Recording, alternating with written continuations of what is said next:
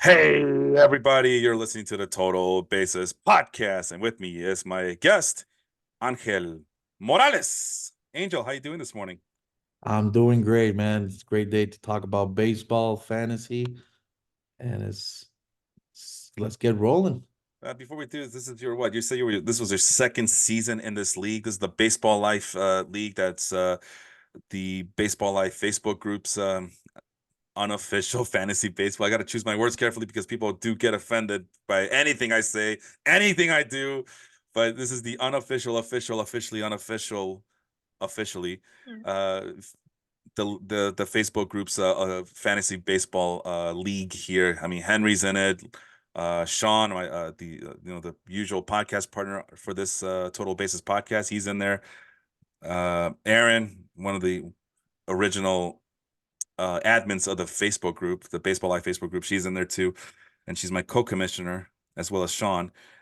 James Handleboat, who used to pitch for crap, I forgot what the Long Island or Coney Island. Forgot which little. I call it little because I don't know how big the college is really, but I never heard of it until I met him.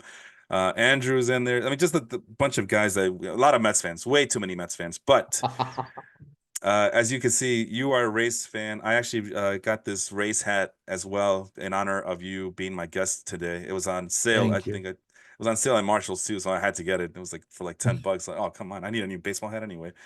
But this is your second season. What do you think so far? Is it I wait? was a Is it really hold on, second or third season? I feel like you've been here forever, man. This is my second. Really? So I started last year. Yeah, it was yeah, because it was the last year of the keepers. So we started fresh this year. I remember receiving like this team, and I'm like, oh my gosh, this is not a reconstruct team, but here we go. At least we got a fresh year the year after. By Yeah, the it's way, my second season. It's Eddie pretty Morales competitive. says that you need to go sign Blake Snell already. Ah, the So the Rays? Nah.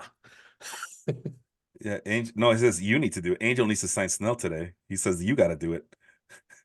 I got to do it.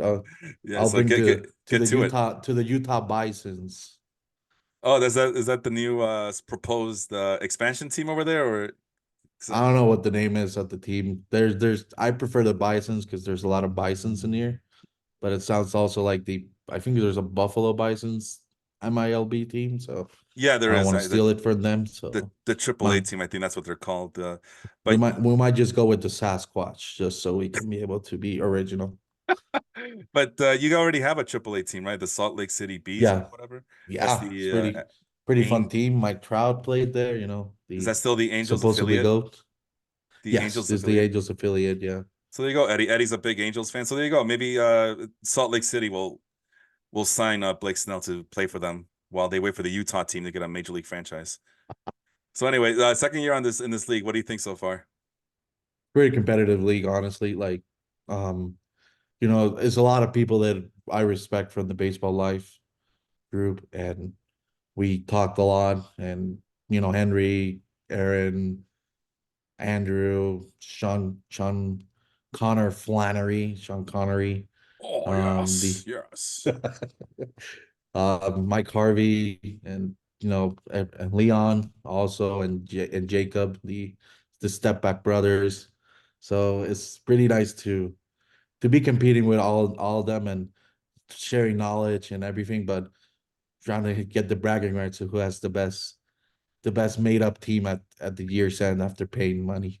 So Well, you're looking at the defending champ right here. So, and I've never had a losing season in that league. I've posted 30 plus wins twice already. I know James in 2020, Hand the Boat, I should say, because we have two Jameses. Hand yeah. the Boat actually tied my record in 2022, and I not only matched the record that him and I had owned, but I demolished it. And of course, it don't mean a thing without a ring, so I made sure to get the ring and mission accomplished that one. So, but it's a new year. It's usually a keeper league, but we're starting fresh every 3 or 4 seasons. We start fresh. So I call this the year zero portion of the keeper league. Next year we keep 3 players on this batch of drafted players. So everybody had that in mind. So you're looking to win now, but you're also looking towards the future. We've already seen people do some creative draft selections, some things that we normally wouldn't see in regular drafts, whether it be keeper or redraft leagues. Redrafts also known as yearly leagues. So the best thing I think I like about this league is that there should be more than one way to create your team and your roster and still be able to win. I was Even though my pitching was last year was pretty darn good, I didn't have like any superstar pitchers. Like I was living on a prayer every single matchup. And I just kind of had a decent, or pretty good on off, pretty good. Yeah, I have Vladimir Guerrero, Rafael Devers, Juan Soto, Bobby Witt, Gunnar Henderson, Nico Horner, guys like that. Pretty solid, team. But it's not, I always feel like my teams are never superstar, star-studded squads. But the pitching, I was just living on a prayer, and then somehow I just was able to tread above water. I mean, I don't think I started Clayton Kershaw at the end. Alex Cobb was one of my top Oh yeah, I picks remember last that. year. I ended up dropping him. I had Tariq Skubal, and then I dropped him in like May, and then Sean picked him up a month later. So yeah, it was pretty what is that word I'm looking for? Very volatile. But that was pitching last year. Pitching was so volatile last year. And as you saw, Angel, on the flip side, on the ESPN league, I had a who's who of starting pitchers. Spencer Strider, Tyler Glass now. From I think I have no. Who else did I have on that team? Luis Castillo. So that was, but my offense suffered. And I mentioned both leagues as they're kind of built the same way. So there's like a little bit of a teeter totter effect going on where you're trying to play this balancing act. And I think that's why I love this head to head category structure that I created here um, with the 12 by 12 categories. Because I really truly believe that it offers multiple ways to build a winner. And we're going to see that right now because the draft is underway. It is a slow draft. So we already are 24 rounds deep into it. Um, but I think we're only gonna do maybe 15 rounds if we're lucky. But there it is in all its glory. There's the draft board. Oh boy. Good morning to everybody else tuning in. Carlos, Alex, we're we with Alex Robertson. James, the other Pinos, sorry, the other James Pinos is on there, and Bob. I think he's from Florida. Big Yankees fan over there. Good morning to all of you. Let's get started. Ronald Acuna, #1 overall. Shocker, huh? Big surprise, Ronald Acuna. What do you think? No brainer. Even with the knee injury? No brainer. I No mean, brainer, right? well, I mean, there's like consensus. If we're going like consensus, there's three picks. There's either Betts, Otani, or Acuna. We're in a keeper league, so you might want to. I'm surprised Otani going fourth is crazy because he can come back from that surgery and pitch the Next year. next year, so you can be able to decide whether you want him as a pitcher or as a hitter that matchup. So that's a great thing. But I mean, Acuna is a no-brainer. 40, 70 potential. Even if he has to miss a little bit of time, talking about like just dropping 10 on each side, like 30, 60. That's a no-brainer for me. Yeah, that's even with the knee injury, I think that's pretty. Like, as I'm kind of playing around with the annotations here, I always forget that we have that as part of our the Zoom account here. But yeah, there's Ronald Acuna going to Aaron's team. Next time is that's Jets team. He picks Mookie Betts. He had Mookie Betts in the in his initial run in this league. So I think he was able to keep him for 2 or 3 seasons or something. And he actually Mookie Betts in 2020 rode or took Jets team to the championship game where he lost to Aaron's team. So it's kind of poetic that the original um championship matchup, Aaron here and Jet over here, were picking 1 and 2, and I forgot who Aaron had on her team that kind of carried her to the end, but I believe that Jet did have Mookie Betts, and he was able to carry his team to the championship in 2020. Corbin Carroll is nice. That's another nice pick. There was some concern about his elbow or his shoulder injury or whatnot, but I talked to Corey about it a couple of weeks ago. He says he's fine. He looks fine. Good power speed combination in this league. That's going to play very well. So, but this is pretty standard. I mean, you said Shohei Ohtani. Maybe this year he's hand the boat is not going to feel the impact, but next year for sure. because this is a semi-weekly league, right? So we have Yeah, new two matchups every week, Monday through Thursday, and then Friday to Sunday. And Sean was bragging about that when he had Shohei Ohtani, and Sean was a back-to-back winner, and I think he was able to do a good job taking advantage of that situation, that wild card that Ohtani brings to the table, where he can yeah, of hit, course. and then depending on the matchup, the pitching matchup, he can pitch as well and lift your pitching rotation to new heights. Juan Soto, of course, because Sean was mad that I got Juan Soto initially in the first run and back in 2020. So now it's his turn to get Juan Soto. I know Sean's a big fan. Mike Harvey, who said this is kind of a homer pick. Mike Harvey is a Cardinals fan, but he lives out in the Washington, so he pays attention to the Mariners. I count him as a Cardinals and Mariners fan, so he goes with Julio Rodriguez. That might be the questionable pick so far, but compared to everybody else, it might be the best pick in the sixth overall pick overall here. What do I you don't. what do you think about I that mean, Julio Rodriguez pick? maybe Judge was could have been like a better pick if you're going like potential. Bobby Witt Jr. Yeah, could also be like a pick that you would have there. Jose Ramirez always a stud, like at the end of the round. yeah. But in reality, like Julio Rodriguez has a lot of potential, and in a keeper league, it's kind of like a no brainer to have him on your first pick because somebody else will snatch him, and then on the next go around he won't have him. It was either gonna be me, who's like two picks after. It was probably gonna be, you know, Andrew in a couple picks later on the 11. So it's a gutsy move, right? Like a sixth pick. Obviously, you're gonna have questions about that, but I don't see a problem. It's just, it's a risk I'm willing to take too.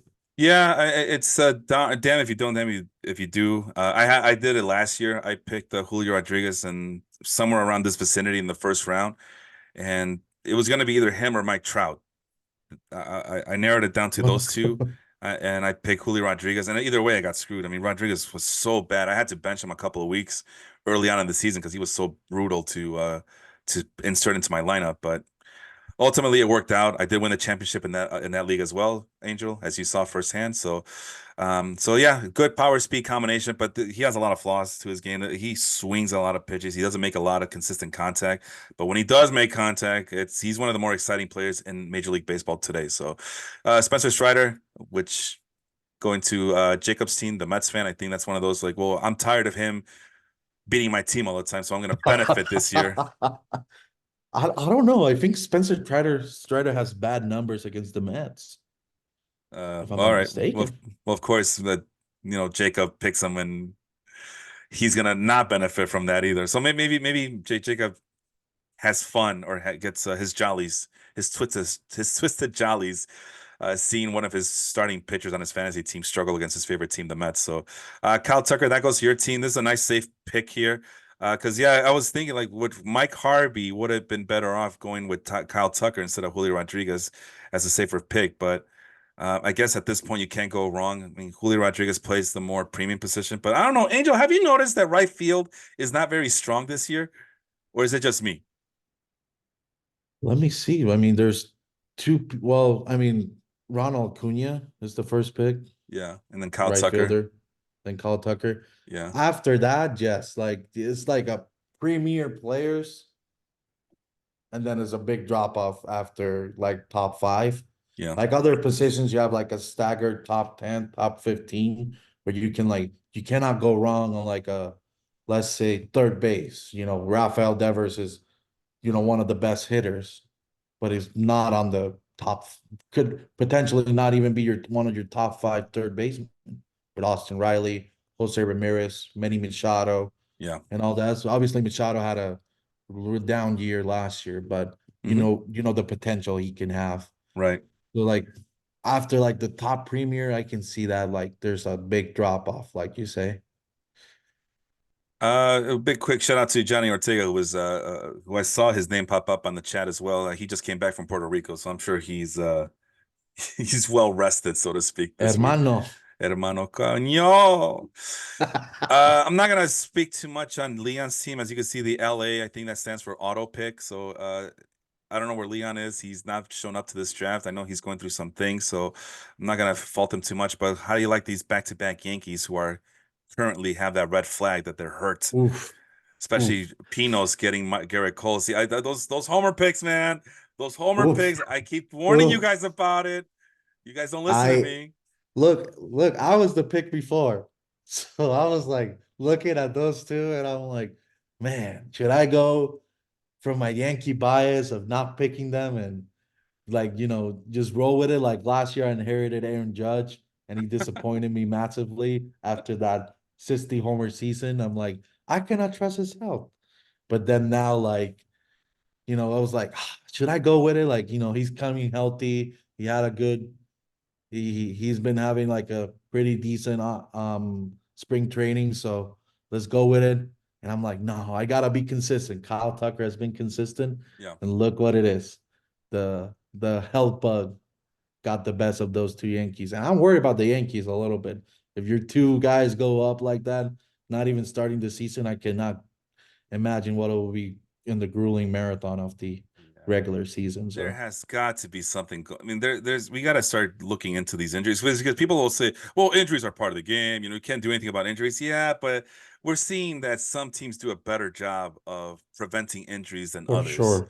So that has to be taken into account. And the Yankees, this is inexcusable at this point. How are these people, your superstar players, hurt every single season like this? And it's because I mean, I know the Dodgers go through injuries, but they can get away with it, right? Yeah. The Astros are pretty darn healthy. It seems like every year, like well, except for this year, they got lost Justin Verlander and And I Jose know, Altuve missed some time at the start of the season. yeah, as his But body breaks that down, was like that was like a WBC the hit by pitch. So unfortunately blame the WBC on that one. yeah. Well, Justin Verlander's also hurt because of the WBC, right? So Oh yeah, of his course. shoulder injury. Yeah, it's always a WBC's fault. All the Garrett Cole, WBC. Aaron Judge Yeah. hurt, WBC, World Yeah, Baseball Classic. the famous guy that said that I need to focus on the Yankees instead of my country, right? No. Which I don't blame him, right? Like it's your business decision, but funny that he has been hurt the last 2 years after the WBC. Yeah, exactly. But there has to be something because the Astros have these injuries, but no one's batting an eye on it because no one's concerned about the Astros. Everybody's concerned about the Yankees. So I think like even your team, I think your team pretty healthy the last couple of years, no? Yes, It's and no. I mean, well, the I pitchers had were you're Aaron right. Judge. I had the pitchers, right? Like I had a start stud. I probably six of my or five of my keepers were starting pitchers, and No, that's I'm the whole sorry. reason. I meant the Rays, the Tampa Bay Oh, the Rays. Rays. Your Oh team, yeah, yeah. the Rays. We have a lot of questions about their pitching, pitching mechanics, and how it's affecting. I mean, you got Drew Rasmussen, who's with a shoulder injury. It was gone last season. He's gonna come in the middle of this season. Hmm. Jeffrey Springs had Oh, to was off last season on like his third start, which was a bummer when we had that crazy run at the start of the season. yeah. I don't know. I don't even remember if he's coming like in the middle of this season or he's Middle of the gone for season. this again too. I think so. McClanahan, that was the biggest gut punch because he's our potential Cy Young winner. Yeah. Gone for the season and now gone for the 2025 season for Tommy John. Second one, by the way. Oh, that's Um, terrible. Brutal. then you Brutal. got Glass now, who just recently went to the Dodgers. He Hmm. was always hurt, so I Yeah. don't know if it was. It's either like we are really coincidentally picking up horrible healthy players, Yeah. or there's something that we need to question the raceway, which is like, after this season, this is the third season that we lose in the first round, the second season that in a row that we scored just one run in the postseason, and we have a and the Rangers destroyed us pitching wise. So I don't know. There's Uh, some questions with the health and everything, but at the end of the day, they consistently win. So let's right, see if right. they can be able to bounce back from all those injuries and move forward. Jeffrey Springs, by the way, July 1st is the earliest they're expecting him back. So we'll see how that goes. But he's still recovering from Tommy John surgery, like you said. Now here's where it gets interesting. Here, pick number 11, Bobby Witt Jr. and of course Jose Ramirez. If Andrew doesn't pick Bobby Witt, I guess I pick Bobby Witt. I don't know who else Andrew would have picked in this situation. Maybe Fernando Tatis. or one of these first basemen in the second round, either I Olson think or Freeman. I and between Olsen and Freeman, I go Olsen Yeah, just because of I don't I mean, not knocking Freddie. He's always been a really great consistent player. yeah. But you gotta consider the age at this Oh, of point. course, yeah. The only other thing I don't So like about Olson is that the strikes contact out a lot. skills, that too, but the contact, yeah, where Freddie Freeman will does a great job of limiting his strikeouts and making consistent contact. Whereas Olson is just powering up everything, which he finally got comfortable in Atlanta. He got the new contract. He got a second year in the National League, and you saw the bombastic season he had last year. But Yeah. Freeman's just an absolute professional hitter, man. Just You the need him to pillar of, slap the ball, he slaps it to the left side. You yeah. need him to pull the ball, he pulls it to the right side. He can give you power, he can give you doubles, he can give you singles, Yeah, whatever just you an need. absolute pillar of consistency. But again, the problem is that I think he's 36 years old at this point, right? Let me see. You got it. He is 34 still. Okay. Well, I mean, I guess that's a lot younger than I expected. He should have another fantastic season, but it just depends what you're looking for here. But as But far as Andrew, this is his 14th season. oh wow, jeez, Louise, man, he's been a while. The other guy I would consider was maybe Jordan Alvarez, which of course the lack of steals pushed him Oh in yeah. the middle of the second round. But Andrew went ahead and took Bobby Witt because if he doesn't pick him, then I pick him either here at the 12th spot with Jose Ramirez, or at the 13th spot where I took Trey Turner instead. As I was hoping to get Bobby Witt Jr. back, he was part of my championship team last year. By the way, I got no championship. No, nobody on my championship team made it back to my squad this year, except for the catchers, and those We catchers took are, notice. No oh, worries. clearly, We scouted your clearly. players. And I No. see that you guys have been listening to the podcast. As I see some people doing some things that they would have only gotten by listening to me. At Yeah. least that's my story, and that's my excuse for this year. No, no, but the catchers that I picked up, you guys will see eventually. They were late waiver wire pickups last season to complement Wilson Contreras, who also went super earlier than I expected. But you'll see. But anyway, I wanted to play it safe this year with Jose Ramirez and Trey Turner. I could have gotten Tatis and Alvarez, and that was my second combination option. But I decided, I want to win another championship. What's the best way to do it for this season? Just go pick the safe guys, Trey Turner, Jose Ramirez. So that's why I went with those two. But of course, Andrew is doing the opposite. He's going with the young guys with Witt and Tatis. That is a hell of a foundation he's building for himself. That's If he's not winning it this year, he's probably going to win it next year. I mean, assuming that Those are things, keepers, oh, without a question, guaranteed. yeah, early 20s, you get him for the next 3 seasons. And then we talked about Matt Olson and Freddie Freeman. Again, Freeman going to the auto pick team, Leon's team, and Matt Olson going to Bronx Bombers, who now has Garrett Cole and Matt Olson. So, yeah, that team needs a. We'll see It how was a the rest boomer of the draft bust. goes. It's a boomer bust team at this point after 2 rounds. Who does so Jacob matches Jordan Alvarez with Spencer Strider. Mike pairs up Bryce Harper with Julio Rodriguez, so that's pretty solid. And then here it is. This guy, Sean. Again, this is a guy I had last year on my team too, Ellie De La Cruz, right? But Sean, which is ironic because Sean, when he first mentioned Ellie De La Cruz on this podcast, he mentioned him as more of a warning story, right? Like beware of guys like this, these high tools, hyper athletic players that are not there yet. And even this year, every podcast, every fantasy baseball podcast I listened to warned everybody, do not get Ellie De La Cruz, at least this early. You can get him in the fourth, fifth round, that's fine. But in the second, third round, you're gonna regret it later. Sean insisting that he's trying to do an experiment here. Plus, he's playing with house money. He's already won the league twice. So what does he have to prove Yeah. except for these silly shenanigans?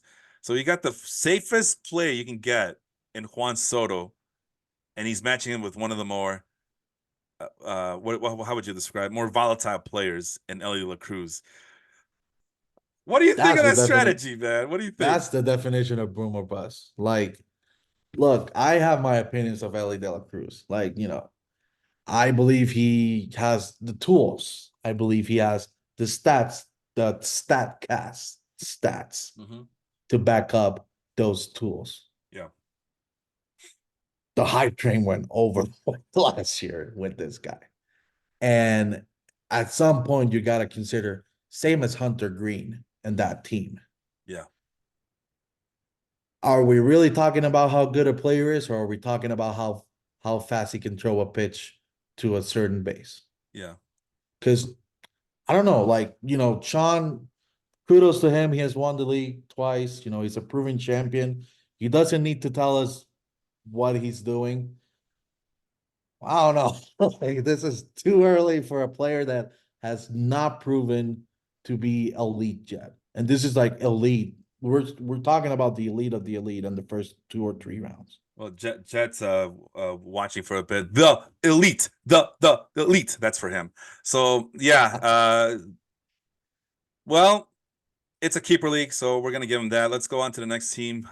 James Handabode. Who'd he pick in the first? Oh, so he went Shohei Ohtani and Corbin Burns. Well, okay, whatever.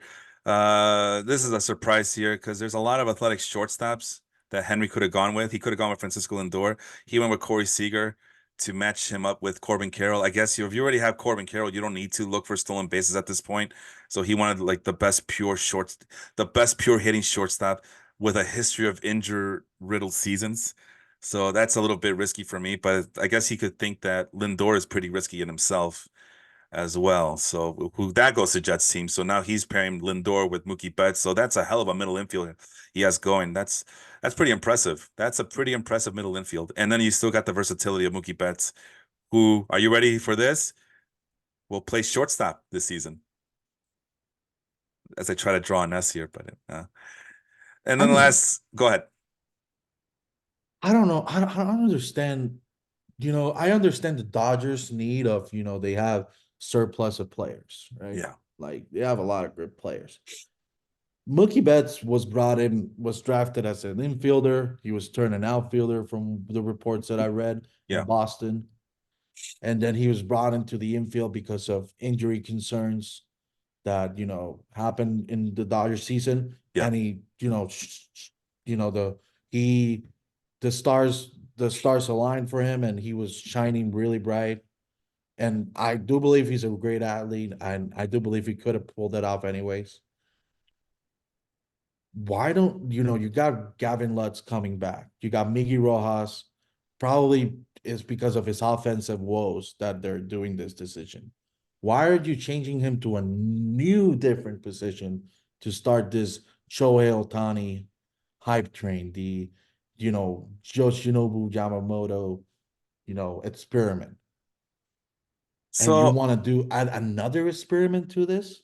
So here it is, man. This is a roster resource over at the Fangraphs. This is what the lineup is going to look like, potentially. There's Mookie Betts at shortstop. Let me get my pen here.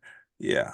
Mookie Betts at shortstop. Otani Freeman, Will Smith as the cleanup hitter, which I have issues with. Max Muncy, Teoscar Hernandez, who that's the other experiment no one's talking about.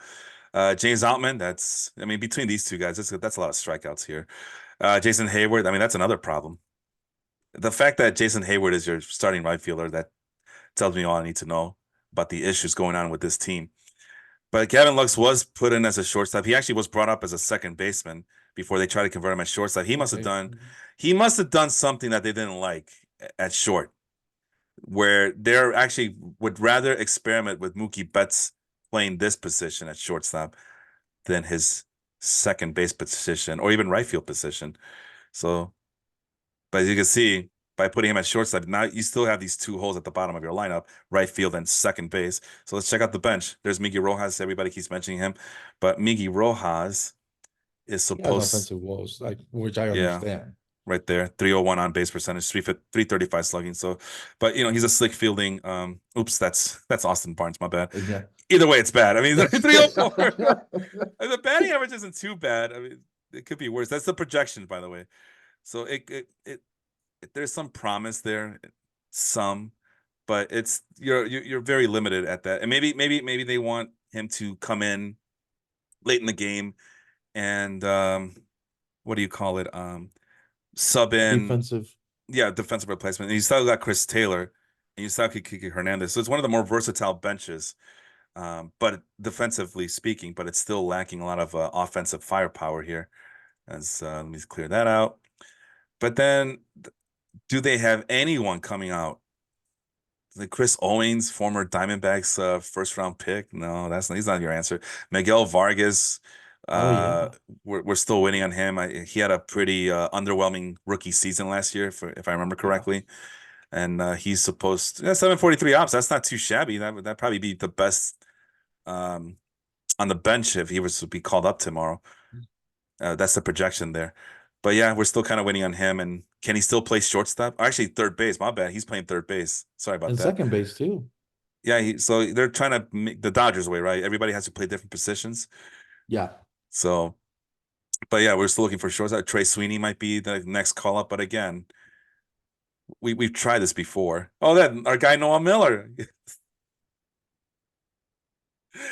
Noah Miller, the guy who one of our replacements in the ESPN league. He's playing shortstop for the Dodgers too, apparently. But yeah, Trey Sweeney's the big hotshot prospect, but he's still work in progress, and it's hard to depend on a rookie to salvage your season like that. So I think that's why the most important position in baseball, shortstop. Yeah, no, Sorry, and outside of catcher, sorry, shortstop. Anything up the middle is important. So they're filling that position with their most important athletic player, which is Mookie Betts. So yeah, the Dodgers spend all this money, but they didn't spend all the money to kind of bolster the rest of their roster. So we shall see. This is why the Dodgers are the Dodgers, right? yeah. I mean, I won't question them, but it's just an interesting head scratching decision on my mind. So Well, we'll see how it works. I mean, you're not the only one. Everybody's questioning it. So, well, here's another question. Adley Rushman going in the what is it? The oof, round two. two. So yeah, which way is it going? Oh, it's going down. Okay, round two. Adley Rushman. So this caused a lot of heads to turn, and caused some questions to be had. But I've been thinking about it since Aaron made that pick to pair Adley Rushman with Ronald Acuna. I guess if you have Ronald Acuna, it doesn't matter who you pick because Acuna is just gonna pad the stats everywhere in your hitting lineup. Yeah. But Rushman, I don't know, man. I already have qualms about catchers as it is, although I have been saying that this is probably the deepest catching class I've seen in a very, very long time. And so yeah, this is a two catcher league. It's a keeper league. On one hand, you are picking a catcher super early when you had like maybe a few players that for me I would have preferred in that spot. But at the same time, like I just said, it is a keeper league. It's a two catcher league. This is the person that Aaron wants. This is the person that Aaron got. And on that turn, she got the best starting pitcher available in Zach Wheeler. So Acuna, Rushman, Wheeler. What do you think of Aaron's first three picks there? Very solid. Acuna, like we said, like is is either a consensus one or top three at best pick. So that was a really good pick. He played a lot of games last year too, coming back from an injury 2 years ago. So that's good. With the Rushman pick, this is my thing. If you see the draft, the Nets catcher, correct me if I'm wrong, is pick until the sixth round. No, third, So uh, just third round oh, right here. Yeah, Jet got on board with that catching train. Uh, William Contreras. That's yeah, what I'm. Oh, that's another one. Um, but yeah, that was kind of a I don't homer know. pick Like, too. yeah, I don't know. Like, I like Ali Rushman a lot. Like, I think he's a star-studded player. Could be given the catcher position, if he puts the enough numbers, he could be a potential MVP in the future.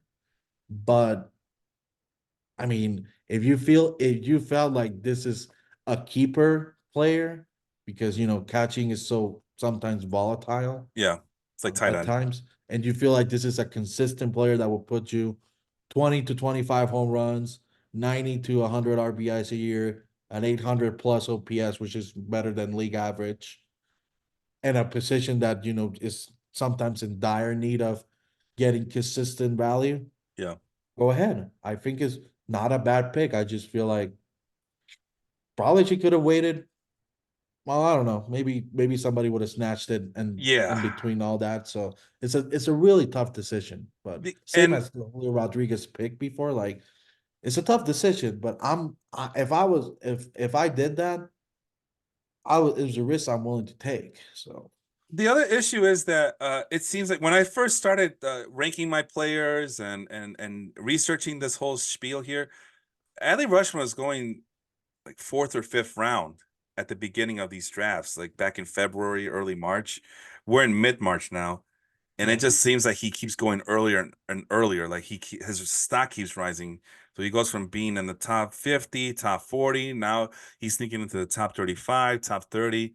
So I guess I shouldn't have been surprised that Aaron decided to just go all in with the guy and pick him in the second round before the third round turn there.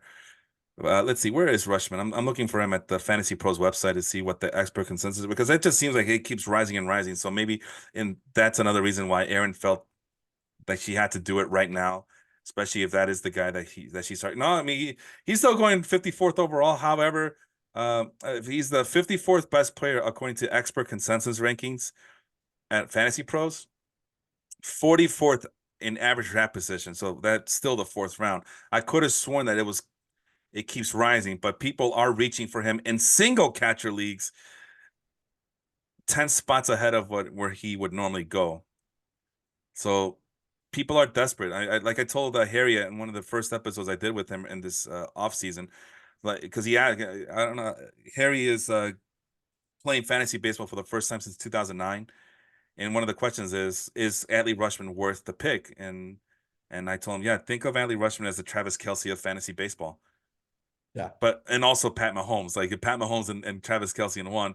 But the problem is that that's just for one position. You still got other positions to worry about, and probably there's better players at other positions to be had. Me personally, I think I would have preferred Pete Alonso, maybe George Kirby, definitely Rafael Devers, just because he's so young in this kind of format at third base. Zach Gallen, yeah, Zach Gallen and Zach Wheeler. You would have two Zachs there, uh, along with that was a Ronald good Acuna, combo. right? But and then Luis Castillo, who's my pick. I think I would have preferred those four guys. Hell, Marcus Simeon at second base. Now that Mookie Betts is gone, might as well take advantage of the fact that you had Marcus Simeon to yourself. But Marcus Simeon is in his 30s already. Yeah, it's So go the ahead. thing with Marcus Semien was like it's probably like it's a third round. So we next year's a three keepers, right? Yeah, next year's three So keepers. Yeah. so like you really risking one of your top three, which is gonna be most likely your keepers for a 1 year rental, most likely. So that's Yeah. probably the questions that you need to have after all this. So Yeah. Well, but at the end, if it really meant that much to her, to get the best catcher in the league, you already have Acuna. You're gonna get Zach Wheeler, and these well, other we're players talking are. about like she's probably gonna have Adley Rushman and Ronald Acuna for the next 3 years. Yeah, assuming that's what she goes with.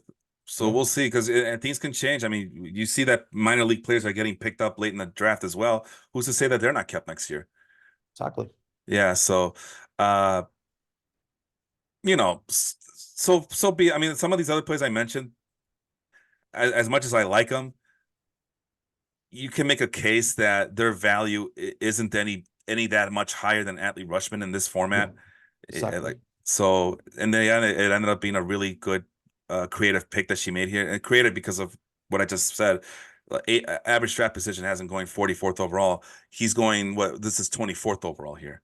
So he's going what 20 picks ahead of schedule. So Top 25. We're talking about top top 25 player. the top 25 player in this league in this format. So I don't know if Jet did the same. He saw Aaron pick Adley Rushman, and he probably Yeah, thought to himself, "Oh crap, I better pick this guy as well." In some leagues, Contreras, in some formats, Contreras was ranked as the number one catcher over Rushman. In some formats, in some expert rankings. So he already had Lindor and Mookie Betts. So he probably figured, well, if Aaron's going to pick a catcher this early, then I should pick one, especially my hometown catcher and William Contreras. He's a big Brewers fan. So yeah. we move on to the third pick here with Kevin Gossman. What's his status? Is he still hurt? He still has that red flag, but is And he he's eligible until April 12th. oh boy.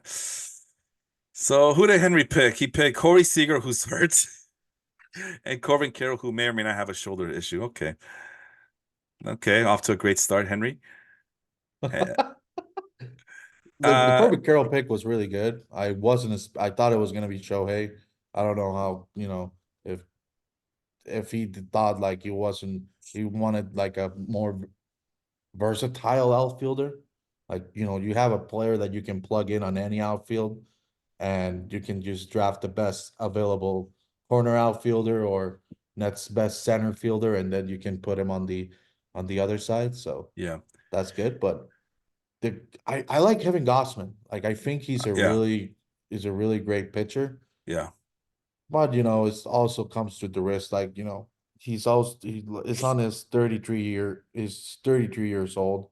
yeah. The lifespan as pitchers now these days I don't, plummet I don't drastically know, after man. some I don't know. Sometimes older is better with starting pitchers, man. I mean, some of the best pitchers of the last 3 or 4 years: Jacob DeGrom, Verlander. Verlander, Scherzer, Clayton Kershaw, Charlie I could Morton. definitely see that. So, and Kevin Gausman's only 33. Zach Wheeler just got a big fat contract, and I think he's 33 as well, right? 34, Yeah, 30 around there. So, and yeah, 33. So yeah, man. And then it's all the new guy, all the young guys who are getting hurt. that's true. Yeah, because for And, whatever and we're reason they talking just. and we're talking about a guy, at the in between 2018 and 2019. Well, actually, Mhm. no. Since 2019, he has made 31 starts. The COVID season, 33 starts, 31 starts, 31 starts. But he's been consistently available. So that's a Mhm. good thing. Like, if one of the things I value is availability is the best ability. Yeah. Like, you can be the best star player, but if you're not available, then what good does that bring you into fantasy? So And he proved me wrong. He went to a tougher division and he has flourished and yeah. has even flirted with Cy Young Award types of seasons as well. So I'm really happy for him. He's one of those guys I used to keep an eye on when he was at the Orioles. As we talked in some of these private chats, the Orioles are where young pitchers go to die. But we'll see if this new regime can change that attitude around. Quickly moving on to the fourth pick overall, which is Pete Alonso. So he paired Pete Alonso with I think, shoot, I already forgot. I made a point to Otani know. and Burns. Thank you so much. So yeah, it's a Mets fan picking their Mets first baseman. Solid pick. But then you get to Sean's team, and he's doubling down on this whole experiment thing. O'Neal Cruz, Ellie De La Cruz, and Juan Soto on the same team. On paper, it looks like a very dangerous team. For who? I don't know. It's too early to tell, but O'Neal Cruz is coming back from injury, and he has a lot of work to do. Same thing with Ellie De La Cruz, although he was healthy last year, but he plummeted last year, as we talked about. So yeah, if it works out, good for him. He took these high risk players, and I'm gonna go out and say that the reward is not as high as people think it will be. But if it works out, it's just a strike of luck. But it's bad enough you got to deal with one toolsy, raw, talented guy, but now you got to deal with two of them this early in the draft. Yeah. It's a tough sell, man. But we'll see if it works. I, George, I'm go ahead. thinking, like, looking at a little bit. Soto was a really safe pick. Like, there's no question in that. But the other two is like valuing potential Yeah. more than like production. You look at the bar, you want it on the middle. Sometimes your productions and potential. You kind of like lean too much on potential Yeah. rather than the production. I mean, I don't know. We're talking two guys that were really overhyped. O'Neal had at the end of the 2021 season, he had a fantastic stretch. But then you look at his 2022 season, he was below average on OPS with 744, you know, 17 homers, 54 in 87 games, which is not bad. But then he got hurt last year. So now we got the injury concerns, like how well he's gonna come back this year. Hmm. Then Ellie De La Cruz, he started scorching hot. Then he plummeted down amazingly. And again, same thing. He got a 710 OPS. Who knows what we're gonna have? We're gonna have the more consistent Ellie De La Cruz, who's gonna be scorching hot, or a more consistent Ellie De La Cruz, who's on the lower side of that of that power slash on base combination. So On a separate note, let me ask you a question. Who's the best starting pitcher with the Seattle Mariners right now? You need a list? I mean, I've known Logan Gilbert from the top of my head, But but let me. you wouldn't say that, I'm, right? I'm no, Okay. but let me. I'm searching it right now just Eh, to get a refresher. And I'll share with everybody else here as well. There's a roster resource, Seattle Mariners roster page, and we have Oh, SP1 Luis Brian Wu, Bryce Miller, George Kirby. Oh, Kirby. Castillo. I forgot. Okay, so who's number one? Who's the best starting pitcher on that Castillo. team? On Izzy. those, Yeah. Castillo. Yeah. Oh, okay. Because Mike says different. He says that George Kirby is the best starting pitcher Well, with the Mariners. Castillo was picked. Oh, actually, yeah, I forget that you picked Castillo right after. Yeah. So That's what I was looking for. according to you, I picked the best Mariners starting pitcher. Me. I did that. So so he got two Mariners players. He got Rodriguez, Julio Rodriguez, and George Kirby. And who's the other guy that they're pairing up with? He paired up with Bryce Harper. oh, okay.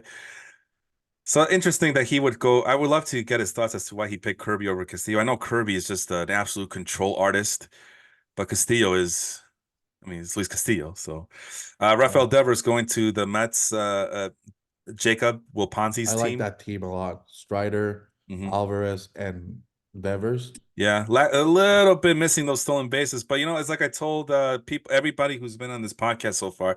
Yes, there should be more stolen bases.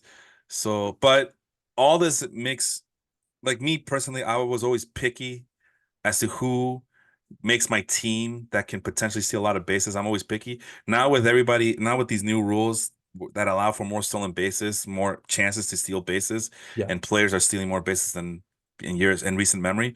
I still feel like I could still be even more selective as to who I can pick. So maybe that's what Jacob's Well, thinking here. there's also a category for caught stealing.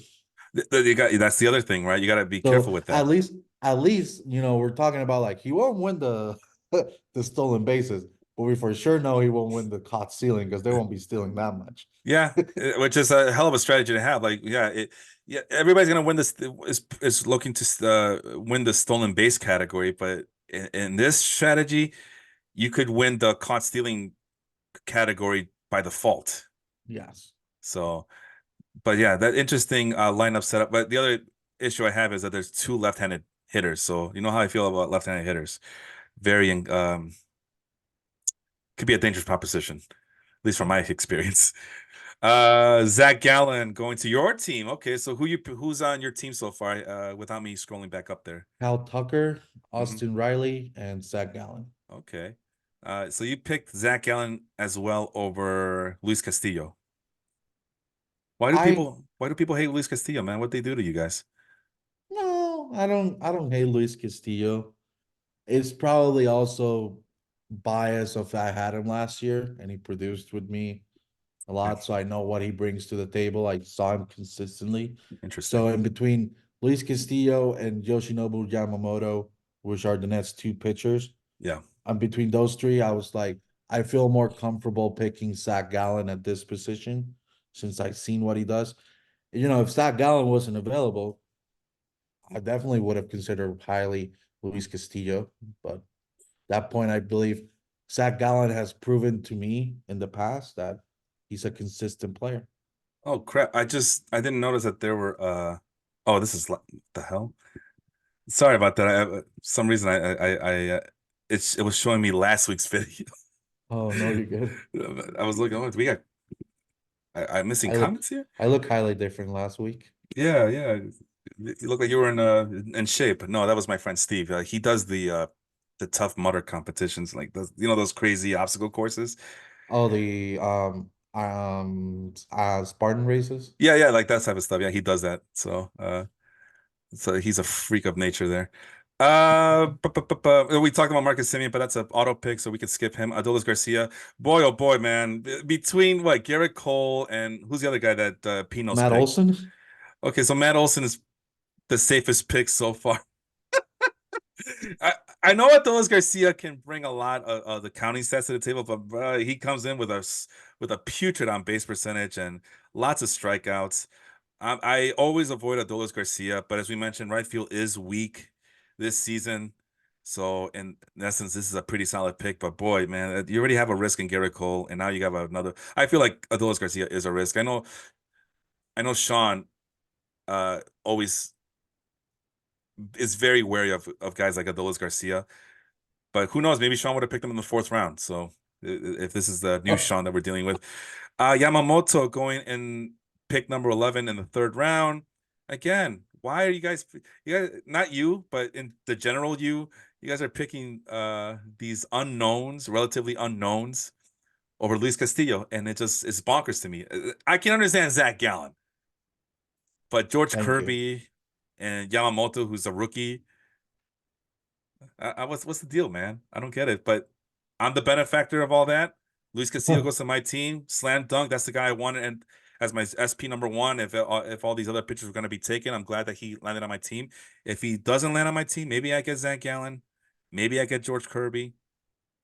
If I'm stuck with Logan Webb, I'm gonna cry. Not that there's anything wrong with Logan Webb, but I'd rather have Luis Castillo. On the Yeah, turn to the fourth round, Ozzy Albies. And I was actually thinking Vladimir Guerrero, but I thought, nah, let's turn over a new leaf. Let's do something different. So, is the MLB the show, Chris? well, I don't know about all that, but I am happy that I got second base locked up. Uh, this podcast has been pretty down on Albies before, but we always say that the benefit to Albies is that he will get you those counting stats, but it does come with some downfall because your on base percentage will struggle. This is an on base percentage league, so I'm ready. I'm ready to brace myself for that low on base percentage. But you know what? I had low on base percentage guys last year too, most notably Bobby Witt Jr. So I think I'm learning my lesson. I'm turning on a new leaf over here. I'm also trying something different, but I still believe that I can win with this trio of infielders: Jose Ramirez, Trey Turner, Ozzy Albies. Let's go. Big Dinger, which is Andrew's team again. He goes from Yamamoto to Vladimir Guerrero. So who's the other two guys that he has already? I forgot already. Can you He check? has Tatis, Bobby Witt Hmm. Jr. Dude, The he's he's the this guy. juniors. No, not well, yeah. He did mention, or who mentioned that before? It wasn't. Who also has the juniors? It was him. It Yeah, was him. My bad. It was him. Yeah. But not only that, but two out of the four players that he has on his team were on my team last year. So young Andrew's learning. He's learning from the best. Logan Webb. Okay, so he knows after getting Cole, he decides that he needs another pitcher. We'll see if that's a good strategy to have. I mean, there's many ways to build a team, but I don't know if this was picked after he found out about Garrett Cole or if he just wanted to get a second pitcher to match with Garrett Cole. So we shall see. Kyle Schwarber going to the Nationals fan, but again, that's an auto pick, so we could skip that. Your team goes with Gunnar Henderson. I was thinking about it. But with Trey Turner and Jose Ramirez, and I get it. keep that in mind, however, Angel, keep that in mind with Jose Ramirez and Trey Turner blank.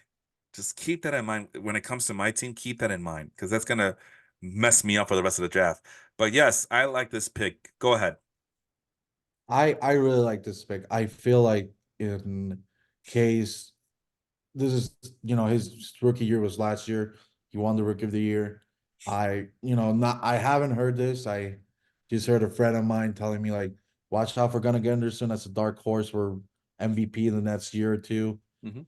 I as much as I don't want to believe it as a Rays fan, I kind of am a little bit worried about that notion that I'm gonna have the next year's MVP or this year's MVP on the roster. Like, it could be any of these stellar players. But in regards of also, I feel like versatility. He can play corner infield. He can play middle infield. He can play shortstop, was one of the toughest positions. He can play the hot corner.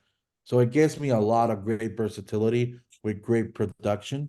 And Yeah. he played if I'm not mistaken, 150 games last year. So, in my opinion, that's that's probably one of the things that I value highly for position players. I mean, pitching too, but in this case, position players, that they can play a certain amount of like either in that plateau of like 135, 140, that they can be consistently on the field. That's a safe pick and a really good pick in my opinion. Move on to Bo Bichette. So you pick Gunnar Henderson over Bo Bichette. I think I would have done the same thing too. Bichette has kind of fallen off, but I still like him. But he kind of makes me hesitant this upcoming season. But maybe he'll bounce back. So far, Jacob, uh, between Strider, Alvarez, Devers, and Bichette, those four guys have been consistently on my teams the last couple of years. So across the three teams I run on a yearly basis. Alex Bregman, there's a guy I haven't had in a while, but Mike Harvey decided that I'm gonna go with Bregman. Solid hitter, but I don't know. There's something off about him. I don't want to say that it's because of the cheating scandal, but I don't know. He's not living up to the lofty expectations that many people had of him in terms of the production. But it's still a good pick, right? Third baseman. I mean, like we said, consistency. He's always been a. Let me pull up the stats I again here. I got it. So in 2020, He 350 had a on down base year in was. 2020. Yeah, let's not do 2020 then. 2021, 12 home runs, 55 RBI, 270 batting average with a 355 on base percentage. So down year, but then in 2022, 23 home runs, 93 RBI. He only hit 259, but I had a whopping 366 on base with a 454 slugging.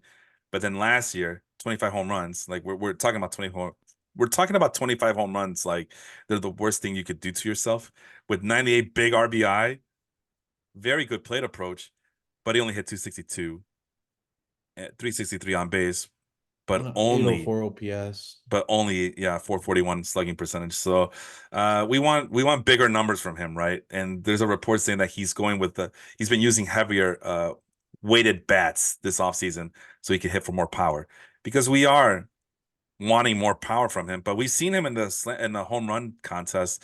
He's a line drive hitter, man. Yeah. No, but this is the thing. You talk about like this is why we hold him on high regards. Yeah. 2018, 31 homers, 103 RBIs with a 926 OPS. 2019, which was a really close MVP season. 41 homers, 112 RBIs, 1,015 OPS. Mm-hmm. And to drop from that almost 200 points in OPS Yeah.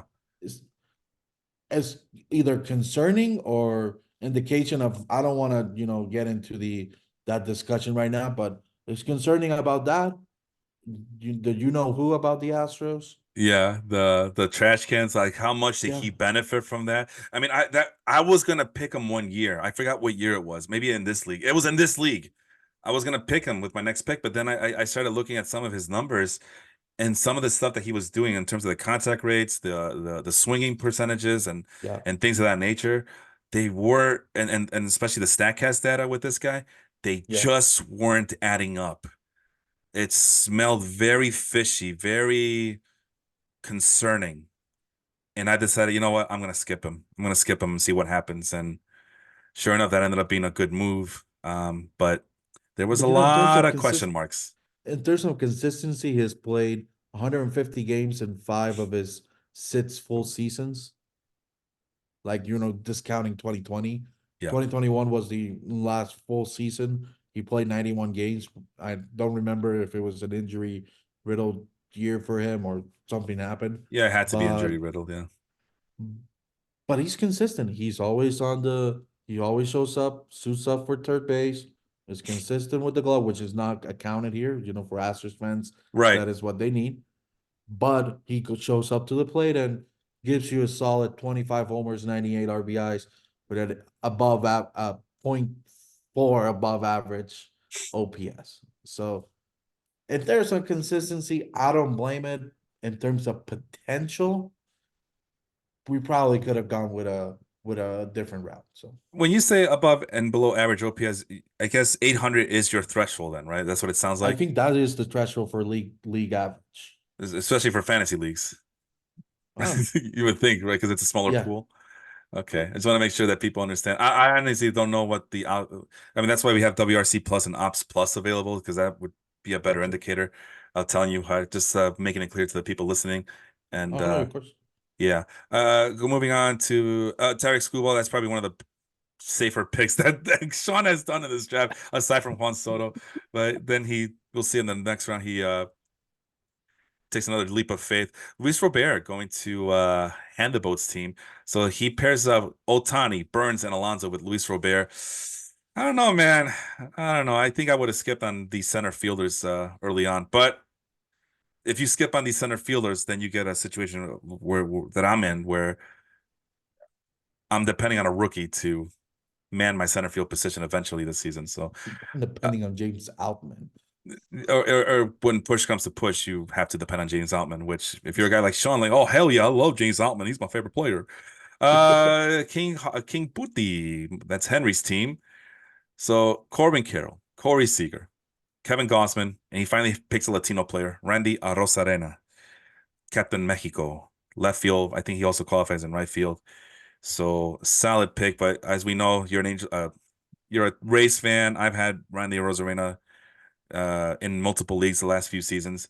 When he's hot, he's en fuego. When he's cold, he's like the other side The of the pillow. iceberg. Iceberg, thank you. That's a better analogy. Other side of the pillow. That's stupid.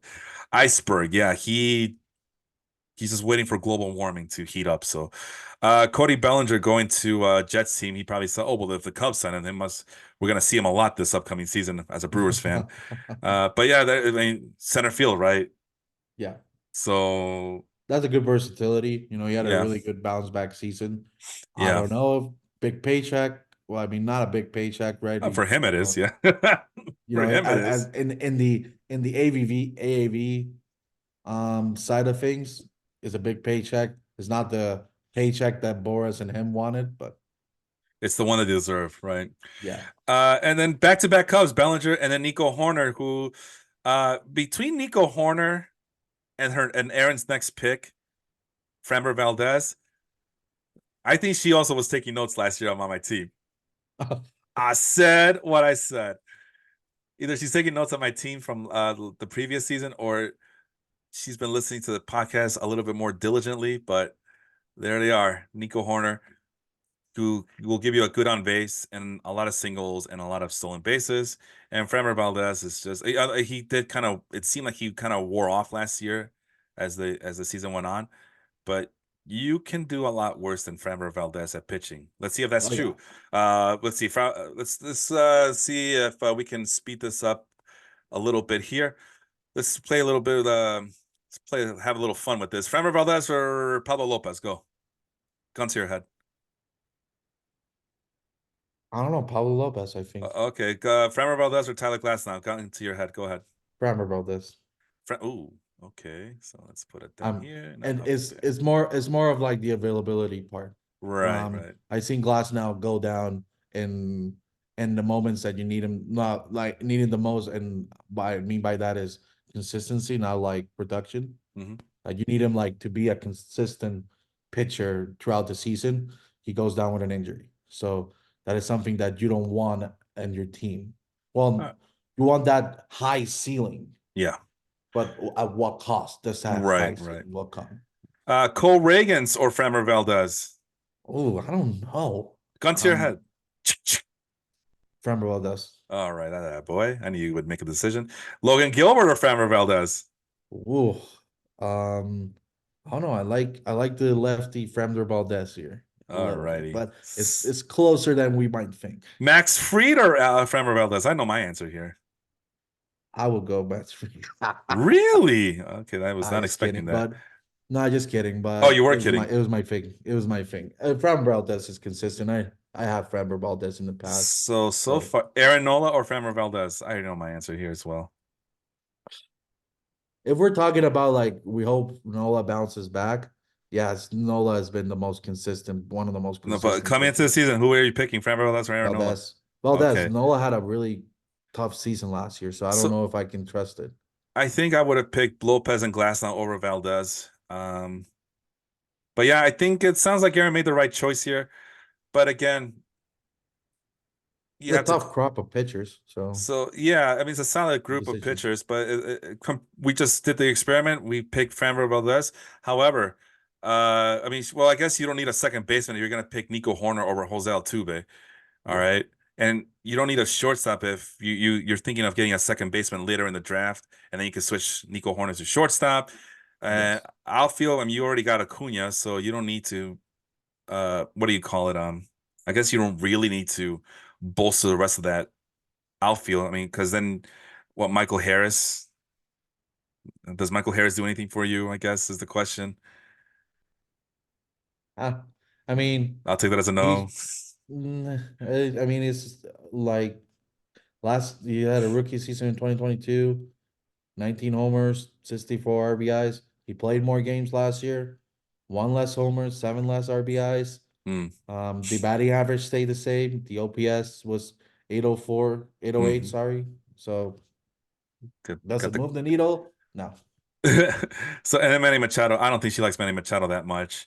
And then I mean, we talking about center fielder. We go from Michael Harris to Mike Trout, which I was thinking about it. I was so close to picking him in the previous round. Uh, if not in this, I, I'm sorry, not in the previous, but definitely in the fifth round. I was really thinking about it, but I don't know. I'm not. I wasn't liking what I was reading about him, so I decided to not do that. And but I guess I had Mike Trout last year. It's more of like if people are questioning my pick with Matt Fried over Mike Trout, I get it. I put my hands up. I'm guilty as charged of picking Matt Fried over Mike Trout, but I don't know. Like the last 3 years, he has the most he has played is 110 games, 119 games. He had a 36 game season on 2021. He had an 82 game season last year. The health bug is starting to get concerning there. So because the other thing I was gonna plan on doing was get both Mike Trout and Blake Snell, but Blake Snell is nowhere to be found, and Trout is having a putrid spring training so far. I know spring training isn't much of anything. They said that he was improving little by little. I haven't checked his numbers lately, but he's already striking out close to 40% of the time so far this in this spring training. So no, I'm gonna skip on Mike Trout. Unfortunately. yeah, So I ended up getting Evan Carter, which I'm really happy about that. If Evan Carter can play center field for me, then that solves so many issues on this team. But again, it's tough to depend on a young guy like this. But, it's a keeper league and we're also drafting for upside. But you tell me, I mean, Evan Carter, let's see the other outfielders. Evan Carter over Nolan Jones. Is that what you would go with? I was thinking Nolan Jones, but if like if I didn't see Evan, I don't know if I would have picked Evan Carter, but I was thinking of picking Nolan Jones. So in my case, I see Nolan Jones as much a potential. Yeah. I saw Evan Carter what he could do on the playoffs, live against the Rays. So Yeah. he can carve up a that bad like no other rookie I've seen in a while. So that's a good upside for that. Yeah, I mean, I'm all about the upside here. And Brian Reynolds, man, you guys were very, very wary of outfielders. I mean, it's only the seventh round. Well, I mean, we're showing you the sixth round, but no outfielders were picked in the sixth round. And then it wasn't until late in the seventh round when we're seeing Brian Reynolds get picked up. So Brian Reynolds over Evan Carter.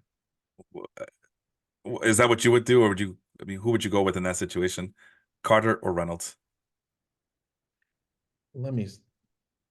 I don't know. Brian Reynolds is not a bad player, Yeah. but the Also not. upside on Evan Carter seems really high from last year's. That's what I was So thinking as well. Brandon the Nimmo. like we're talking about a guy that on 23 games had an OPS of 1,000. It's a small sample size issue, they'll say though. Yeah, So but on the playoffs he also performed. yeah, the biggest stage. Brandon So Nimmo or Evan Carter.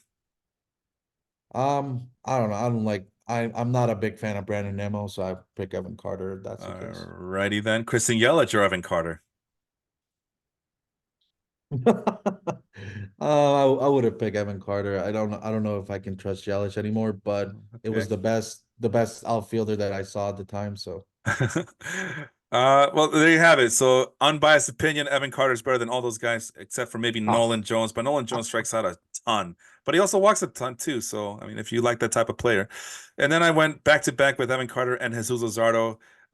Some people would say, well, that's a little risky there too in the sixth round, Felipe. Why would you do that? Well, I love Jesus Luzardo. And just like Aaron said, if I don't pick Adley Rushman now, he's not coming back to me. And so I actually got to reach for players, she said.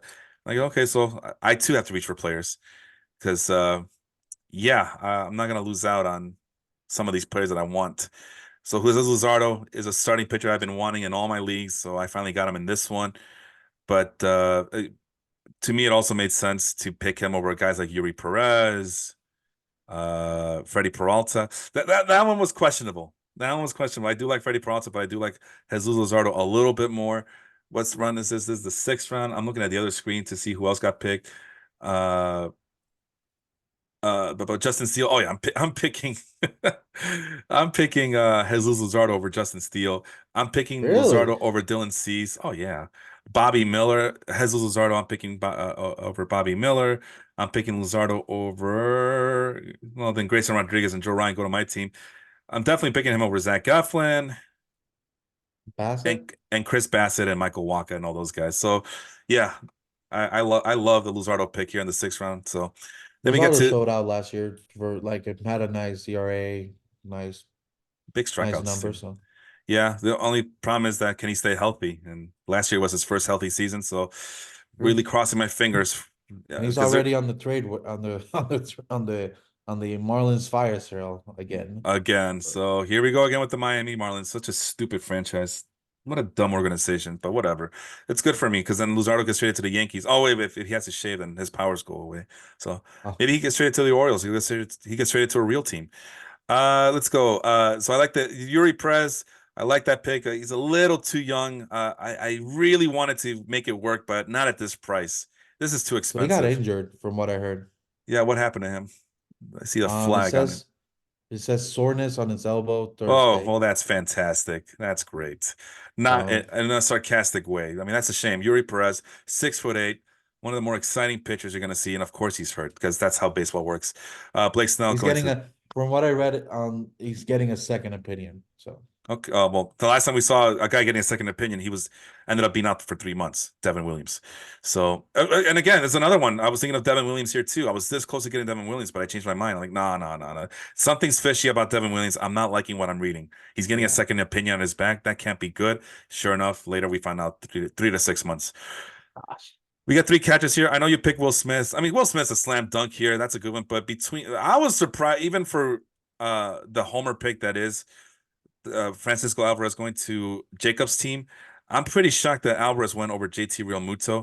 If you're thinking keeper and you're thinking upside, I guess you go with Alvarez. Realmuto kind of looked his age, so to speak, last season, but he's still a guy who can steal a lot of bases from the I mean, catching position and a pretty. guy looking his age with the type of Real Muto, 20 homers, 63 RBIs, 762 OPS, which is below average on like 800 is the average, below average a little bit.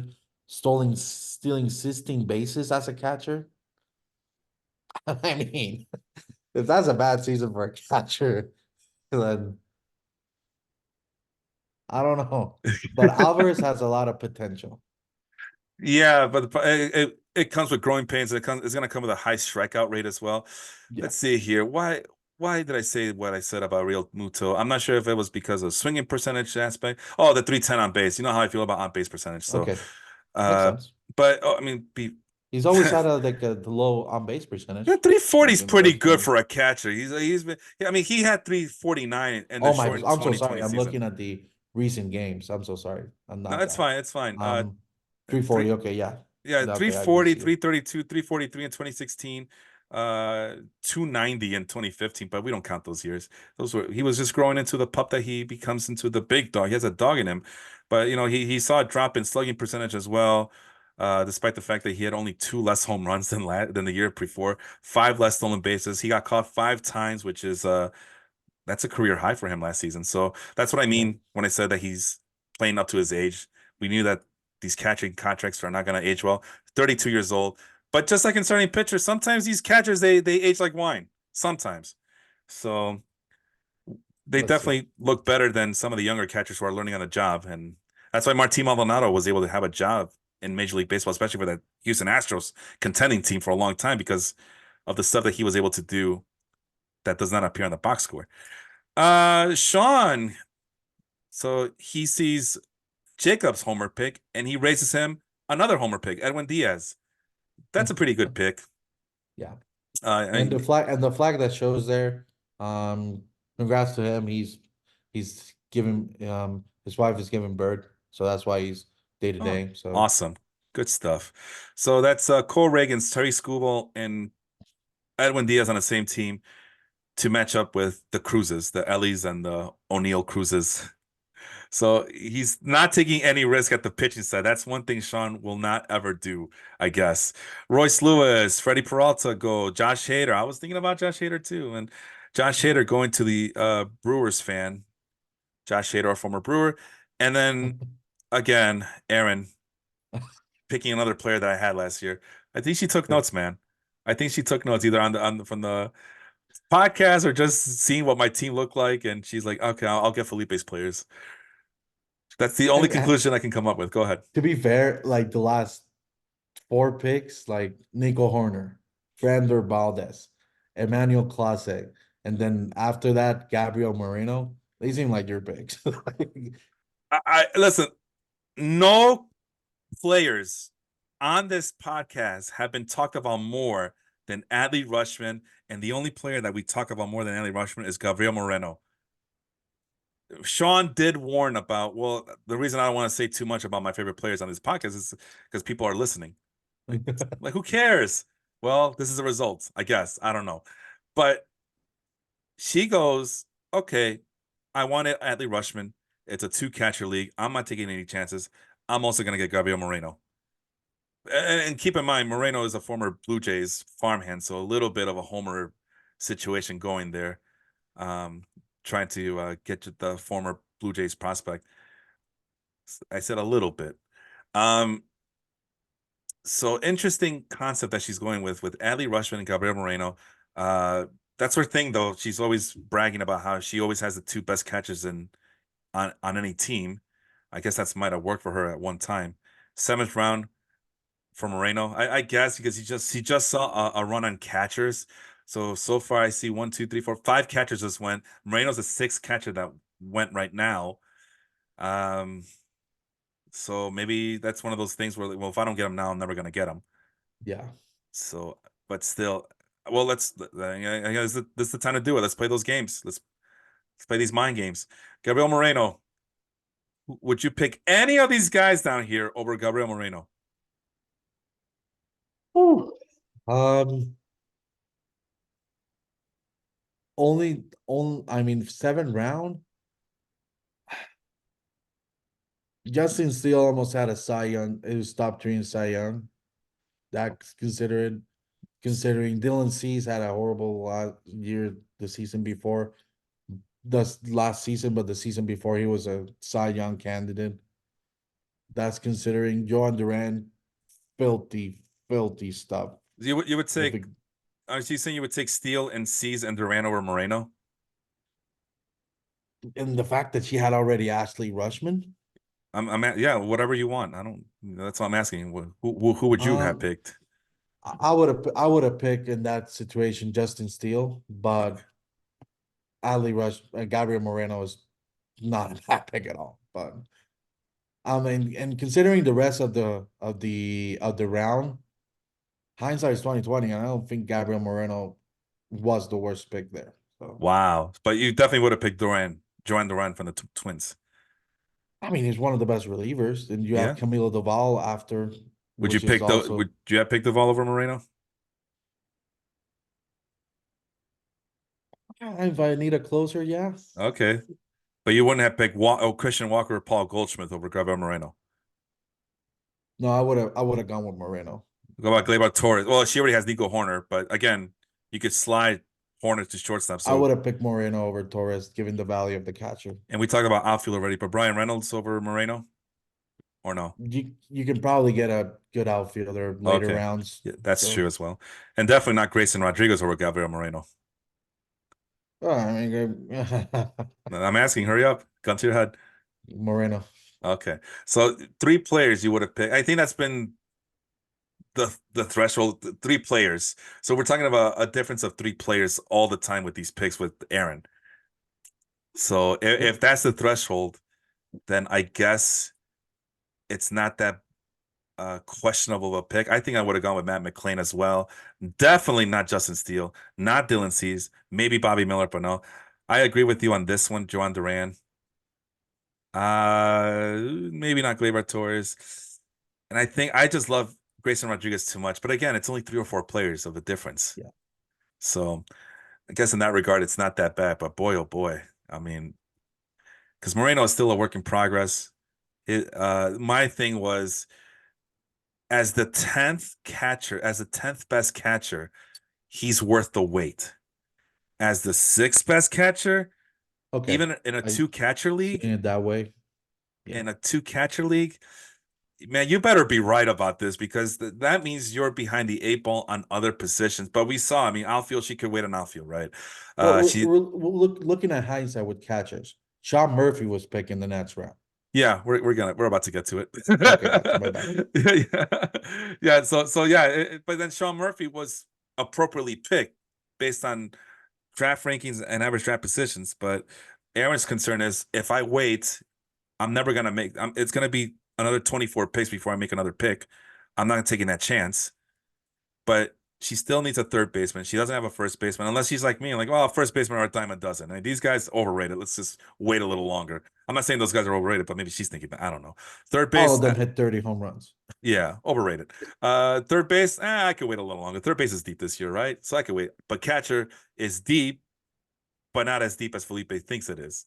Maybe. I don't know. But let's move on to the eighth round. I went with Grayson Rodriguez, and on the turn, I went to Joe Ryan. Looking back, maybe I should have gone with Zach Eflin instead. I would have Um, picked Zach Eflin over Joe yeah. Ryan. But there is such a thing as being too. I always tell you guys the homer picks don't get in because you got to test your players. And even the ex, my favorite, my this player played on my favorite team. He's an ex player, so I'm gonna pick him because of that affinity. That's also dangerous. But the one that I rarely talk about, which is I'm guilty of, is I've been keeping a track on this guy since 2020, whatever year it was, and I liked him then. I liked him before, and I like him now, and I like him for the future, which that is a dangerous proposition to be playing with. But yeah, that definitely was between him and Zach Eflin. I definitely wanted Grayson Rodriguez for all the same reasons. But Rodriguez comes with the tools, the upside, and hopefully the refinement. He's in the right organization. So I'm looking for that next step forward. Joe Ryan, um, that's this guy was not even known, man. He was under the radar. He worked his ass off. He worked hard to move up the rankings and make it to the Twins roster. And Twins, he's on a regular Twins rotation now. Twins look to be a solid team in the AL Central. I want that. Zach Eflin, I don't know. Looking back, maybe Eflin would have been the better choice, but like I said, there is such a thing as being too attached to players you've been keeping an eye on and keeping track of for a long time. But yeah, this was either that or it was going to be Devin Williams, and I decided, nah, I'm not liking this second opinion that he's talking about. No way, no how. It, yeah, and I was okay not getting Chris Bassett or which goes to Aaron's team anyway. So she had him last year too, so she gets the Blue Jay player that she wanted. Um, yeah, there was not a lot of pitchers. Maybe Jordan Romano. I do love Jordan Romano, but I feel like I can hold off on the bullpen guys this year. Yeah. Um, this is an auto pick, CJ Abrams, so we're not going to talk too much about him. You went with Hassan Kim. That's a nice pick for you, man. That's a really solid pick. Thank you. Because now, Versatility. yeah, I value the versatility there yeah, you more could. than the production wise. I could have gone Jandy Diaz, Sander Borghardt as a higher like pop up numbers But of you already have a such. shortstop, right? You already had Gunnar Oh, Henderson, Gunnar which Henderson, yeah, but I can, yeah, exactly, but I can be able to put him on a middle infield position no, type I of like thing. it. But But right now he's your starting second baseman because you got Riley, you got Henderson, but like you say, you could yeah, put him anywhere but in those Hassan infield. Kim is gonna be my second baseman in this team. Yeah. So that's why. And Sander Bogarts is gonna be moving to second base too. So just putting that into consideration. It would have been good pick there. John Uh, Murphy could have been a nice second catcher that I could have at this point. So um after that, I don't think, I mean, Nolan Arenado maybe, but I mean, I just like the versatility in Hassan Kim. Moving on, Henry in the eighth round picks Nemo to pair up with Corbin Carroll. Nolan Arenado going in the eighth round is just bonkers to me. But we had a feeling that his stock was going to start dropping, and then we just mentioned Chris Bassett in the seventh round. I mean, we kind of quickly talked about it, but I think Joan Duran was the best pick there. I love Joan Duran, so Yeah. I'm a bias towards Grayson Rodriguez. Maybe Gleyber Torres was a decent pick for James Pinos at second base. Christian Walker, Paul Goldschmidt going back to back, but I feel like first base is so deep this year that you don't. Personally, me, I was concentrating on other positions. To the ninth round, let's do something different here. So Aaron got Chris Bassett, and then she finally found the first baseman in Spencer Steer. But let's do who did you like? Who's your favorite pick in the ninth round? Um, I really, really like the in terms of quality, like after we saw all those relievers go out, the Alexis Diaz, not the Puerto Rican bias, but the Alexis Diaz pick. I believe, I mean, he's the closer for the Reds, right? In terms of like the value that they got him after all those, you can be able to stock up on different players. Alexis Diaz was a really good pick after seeing all those players move move to other teams. So I will say a pick that I did not. I'll do the pick that I did not like here, and let's go with. Actually, these are all good. Well, I guess Michael Waka. I don't. What the hell, Jet? I mean, well, let's look. I mean, are there any other starting pitchers that would have been better off here? I mean, well, Kyle Bradish, that's an auto pick. That doesn't count. But yeah, this would have been the he's injured. yeah. Oh, you know what? I realized that after I picked Joe Ryan, we enter this weird. Let's see. Did I end up picking another pitcher? Oh, okay, never mind. But there is a little bit of a dead zone with starting pitchers, I thought. So that's why I went with Paul Sewell here and the 12th spot on this ninth round. I'm trying to see what other pitchers we're picking. Marcus Stroman. Well, I guess between the two, I guess it doesn't really matter. It's a kind of a wash here. Were there any other pitchers that were better than who's the guy I'm talking about? Um, we're Uh talking about Waka. Michael Waka, thank you. Sorry. I'm trying to do too many things at once here. So let's take a You're good. look. Okay, we go to the 11th round. On the other screen, Joe Musgrove, Merrill Kelly, Tanner Bybee, Mitch Keller. So yeah, I think I would have done any of those players. Hunter Green, Jose Barrios, Sonny Gray, Justin Verlander, Koda Senga, Eduardo Rodriguez, Nate Eovaldi, Walker Buehler, Christian Javier. All those guys were better picks than Michael Waka. I mean, Yeah, I mean, Michael Waka has surprisingly been pretty good. Like, talking about I know it's a pitch, like, people don't value this.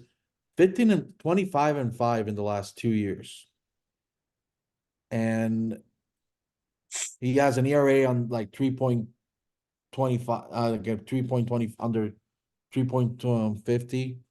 So it's not a bad pick. I don't think that would have been the best pick right then and there. I don't even think Michael Walker was in the radar of a lot of people in that position. yeah, I just this I feel like the value that you got him for, you could yeah. have gotten another player that you wanted and probably picked him on a different round. Yeah, I'm sorry, man. I just think there's better players out there in this round, but maybe that's just me. Maybe I'm crazy. I don't know. But I mean, there's no denying what he did last year and the year before that. But I just he's just so unexciting to me. Very unexciting. Uh this is the one that hurts though, and then we can move on to the next round. Where's my little drawing here? Where's my guy? Stupid Mike Harvey. This pick really hurt because I was thinking of getting Tristan Cassis in the previous round over Joe Ryan. That's the other thing. So I might have messed up big time here with not getting Zach Eflin and not getting Tristan Cassis. I'm thinking, well, Tristan Cassis is still an unknown name. There's a lot of first basemen. I projected a lot of these other first basemen to go before Tristan Cassis, and Mike Harvey's like, nope. I've been listening to Felipe lately, and I'm gonna get Tristan Casas. That's the only explanation. Why are these people picking these guys who are not supposed to go this early? I don't get it. I don't get it. So anyway, that one really hurt. That one really, really hurt.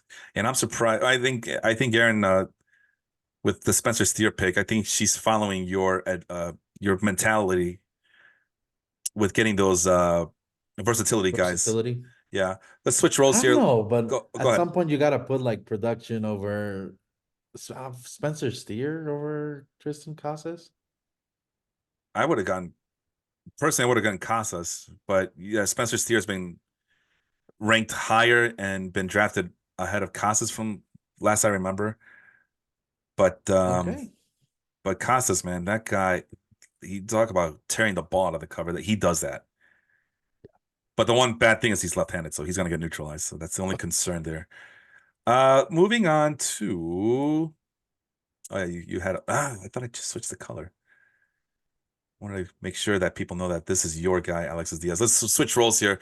What is the pick that you did not like in the 10th round? I'm sorry if I don't like I don't know it's the I don't trust Nick Castellanos that much, even though he had a relatively bounce back season last year. Yeah, especially when you got a guy like Josh Lowe waiting for you. Yeah, like it's just I don't know. Like I feel like the Nick Castellanos pick was high risk, high reward. Oh, I Well, didn't know about that about yeah, the this is new. This is as of this morning while we're talking. Josh Lowe is out. Will begin the season on the injured list, oh that sucks. coming back from oblique injury. So yeah, 2020 potential still. That's the other one I kind of regret not getting Josh Lowe, but I guess at this point it doesn't matter. So yeah, looking back, maybe I should have gone with maybe a combination of Josh Lowe and Tristan Casas. Oh, Yeah. well, Tristan Casas is gone. Anyway, as you can see, I'm still hurting from that. That one really bit me. Usually when you get sniped, it's usually the guy around your vicinity who does it to you. But in this round, in this case, I'm sorry, Mike Molina. He was doing it to me Harvey. all night. Yeah, Harvey, like, okay, I can wait another round. And oh, Harvey has my player now. Like, God damn it, Harvey. But you're right, Castellanos, not a fan. Not a fan. So I agree with you there. Who else did Mike Harvey? Well, Go ahead. being objective, Castellanos had a good slash last year and 29 homers, 106 RBIs. He had 185 strikeouts. Yeah. So it's it's a high risk, high reward there. So hopefully the Will Ponce's can be able to pull this off. Other players that Harvey stole from me, Jordan Walker, Kyber Ruiz, I was thinking of getting as my third catcher later in the draft. I know that's Brian Wu. I was hoping to get him in the next round. I guess Hunter Brown to a lesser extent. Lesser extent. Maybe Jose Alvarado as well. That's later on in the draft. All right. So yeah, Castellanos, player that I like besides my own pick. Well, this Jazz Chisholm, but I mean that's an auto pick, so I'm not gonna count it. But I was hoping to get Jazz Chisholm in the next round to pair up with Jackson Churio as I made a big mistake here. I still think it's a mistake. I think this is why it's one of those things that you should be very wary of picking by need as opposed to, the player. Yeah. Because this entire offseason, I had Jackson Holiday as my best prospect to get this year. So sure enough, Felipe does the complete opposite of my own advice, and I get Jackson Churio because I needed a center fielder. And for what we talked about before, center field is weak as hell this year. So I figure, well, if I get the high upside guy now, I can probably get. I have a long list of center fielders I can get later, including Jazz Chisholm, but that did not happen. But player that I like, I guess, a Josh Lowe pick before he got hurt. Yeah. I guess I do like the Andres Munoz going to Henry's team a little bit. But yeah, so that would have been it right there. Either one of these two. So yeah, but that's just Jazz Chisholm. Yeah, that one really hurt because I was hoping to get him in later rounds, but it's hard to predict what the auto pick is gonna do. Or maybe Leon had his queue set up before he went on his hiatus. I don't know. All right, let me do my favorite pick. and then I'll ask you which pick you hated in the 11th round. Oh, well, I hated this one, the Jackson Holiday. So I don't know Yeah, if because I picked Jackson Churio, if Henry thought, oh crap, I better pick yeah. the rookie of the year, Jackson Holiday, before it's too late. But yeah, looking back, not that I hated it, but I hated that it wasn't me who made the pick. Oh, so we're doing which one are we doing? We're doing players that I'm doing the player that I liked. Okay, Yeah. we're reversing here. Player that I liked here. Oh yeah, the Oh, I was so pissed when he did this Yeah. because I was hoping to get Logan O'Hoppe in the 13th round, which is again fool's gold. Or maybe I would have gotten both Yainer Diaz and Logan O'Hoppe. But then I wanted Josh Naylor too, so maybe I would have gotten Logan O'Hoppe and Josh Naylor. But I know I had Yainer Diaz ranked higher, so that one was hard. But that was, yeah, I know fool's gold to expect in a two catcher league for a catcher of Logan O'Hoppe's stature to last a little longer. But that one hurt a lot. So Andrew, that's another guy. Andrew was just stealing my players left and right. What player did you not like here? Hmm. I have one. I have one. I have two actually. Like you go ahead. There's one. I mean, I think you're going with Teoscar Hernandez, That's one. Yeah. but I don't like with the type of pitching you have. Joe Musgrove is good pitcher. Don't get me wrong. Well, actually, no. Joe Musgrove is not a bad pick there compared to George Springer. Maybe Okay. that's the other bad one that I would say. Uh, Springer is not you say they say they age like fine wine and all that stuff. But I mean, I was desperate enough to consider George Springer as my starting right fielder. I don't have a right fielder at this point. it's true. So I was, I mean, you know, George Springer. I always mention that. You know, some You can players in the always draft go they you can look always go like. worse than George Springer, but in this round it's not people pick, safely, but I think Teoscar Hernandez and Anthony Volpe maybe So you think too. these two were the worst picks, or the picks that you don't like at all? Yeah, I'm not a big. I mean, the Yankee bias. The heir to the Jeter throne there in New York. At the start of the season, now people are like, they're not rating him that high, which everybody outside of New York Yankees fans knew that he's. But Teoscar Hernandez is an experiment there in LA of all the people. So they I just know. Go ahead. I'm sorry. they're just running too much experiments in LA right now. So. I'll tell you the one pick I really despise. It's this one by freaking Sean. Not because I like Esteury Ruiz, but I just hate Esteury Ruiz.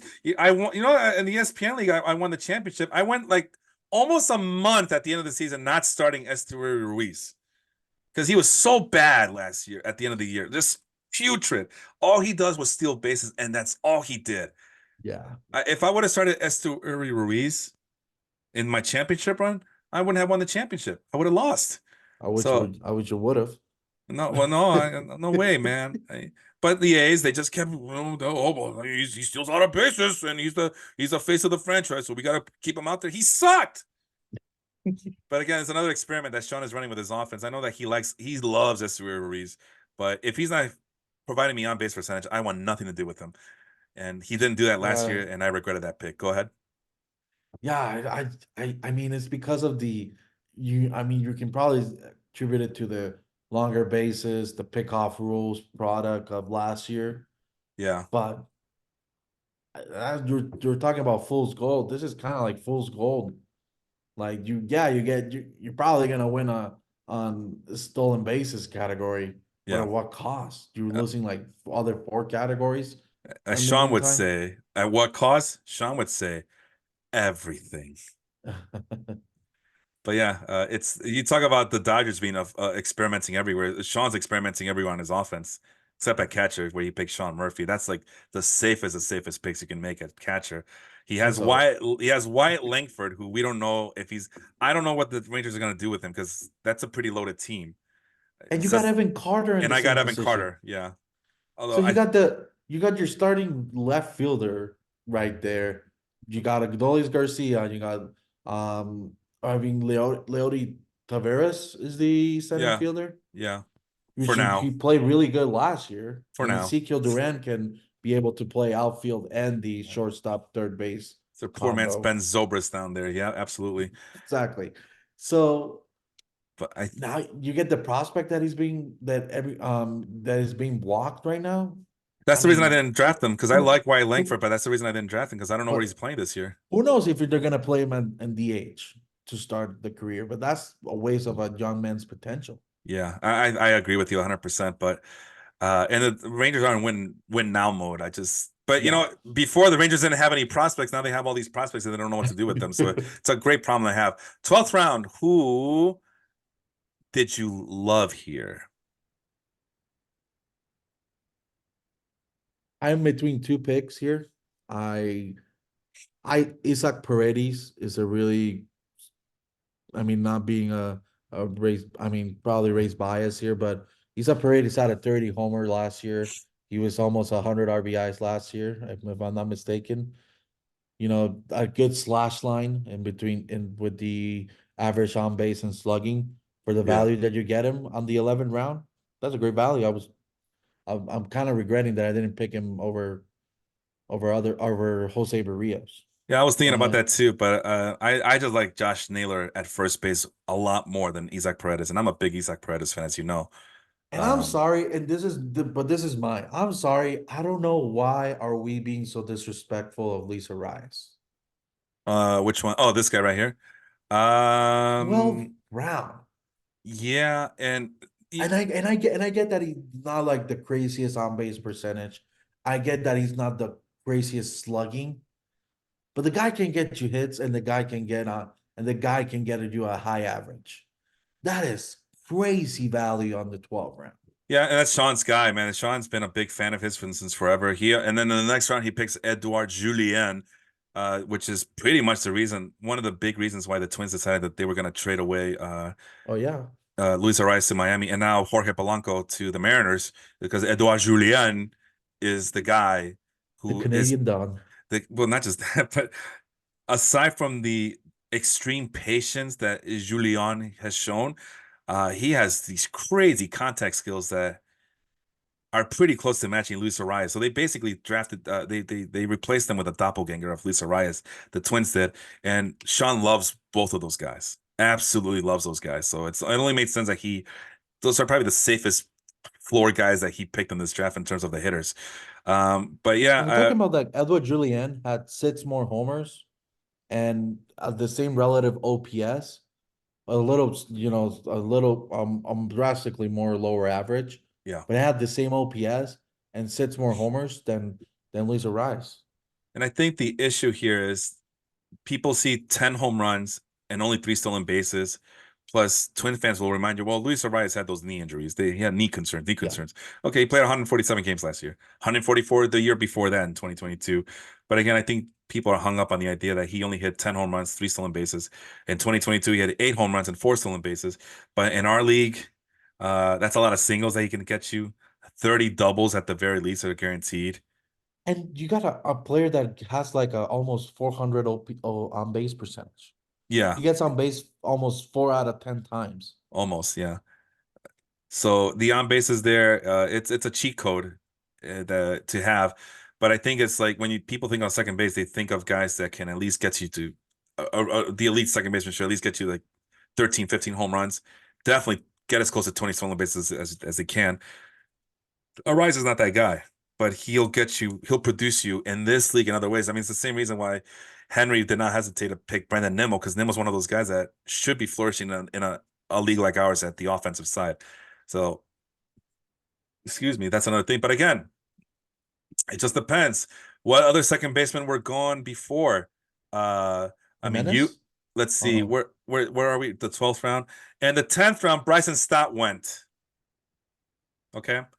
but Bryson Stott, like that's the type of player I'm talking about. Guy who can project 15 home runs and 20 stolen bases. Ketel Marte and his fraudulent ass going in the 10th round as well. I don't believe in him. But people still love him. You pick Hassan Kim. Why didn't you pick Luis Arias? That's what I'm about to say. Like, I'm regretting not picking Lisa Rice over Hassan Kim. Yeah, but you wanted But that it's also the versatility. fact, Yeah. yeah, that's what I would say, like the versatility, but I don't know. Luis Arias can play first base. I mean, probably the first base option when they have to rest. Um, who's playing on first right now for the Nobody Marlins? cares. Nobody picked Uh, him. whoever cares about the Marlins, put on the comments who the first baseman is. Um, but he can play first base too. He played a lot of first base. And last year, he played first base for Venezuela. That's probably the idea that the Marlins had. Yeah. So I don't I'm know. Like looking. I'm looking. I'm kind of regretting it. I mean, I could have picked him over Jelic, maybe Maybe. Torkelson, maybe because I wanted to have that corner in corner infielder locked up All right, you with ready? power. You ready? By the way, the Marlins also have Nick Gordon, who also is a former Twins farmhand as well. So, I wonder who's in charge of baseball operations in Minnesota, in Miami now. So they got Okay, two guys from Minnesota. We'll find out later. Josh Bell is at first. Jake Berger will probably need some time at first base and DH. And Avisala Garcia is your current DH as it stands right now. So uh, Josh Bell's a rock. So yeah. I don't think Rice is going to play first base. But we don't want Rice to play first base. He dwarfs by comparison. But again, he can produce in Yeah. other ways, and in this league, that's the stuff that gets rewarded handsomely. So, I mean, just the versatility type. Like, he can be able to, on a day that Josh Bell needs rest, Arias can be able to slip in, and that gives you like the versatility that he can also play first base in this league. mhm. Could be, but obviously, like second base is his primary position. Yeah, that's where he has the most value. Yeah, Matt McClain, Gleyber Torres. I think I would have picked those two over Arias, Ozzy Albies, Marcus Simeon, Jose Altuve. I mean, so I guess only a handful of players would be yeah. considered better. Sorry, only a handful of second basemen. You make an argument that Luis Arias is better than those guys? But again, it just depends what you're looking for. But a lot of people want those stolen bases from their second baseman. I think that's what the issue is there. What's next here? Oh, so player that I did not like in this one. Who do I not like here? I'm gonna go with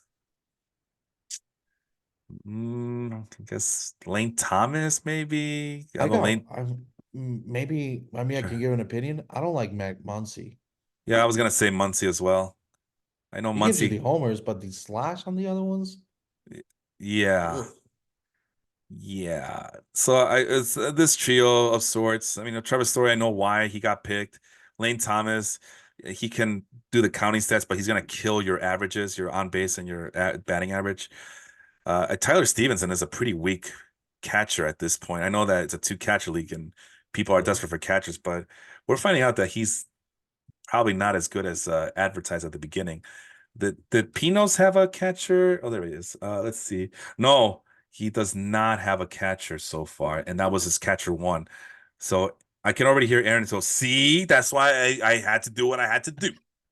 So I don't want no bum ass Yanner Diaz and no bum ass Tyler She's Stevens. You can hear her she's say that picking right now. first for a reason. So Yes, he's picking first for a reason. Um, let's see, and that's yeah. So I guess that would be the yeah Hunter Green going to Jets team. I was hoping to get him somehow, but that was not going to happen this year. And sure enough, I'm sorry. I'm sorry. I gotta say it. Same mhm, thing as Ellie De La Cruz.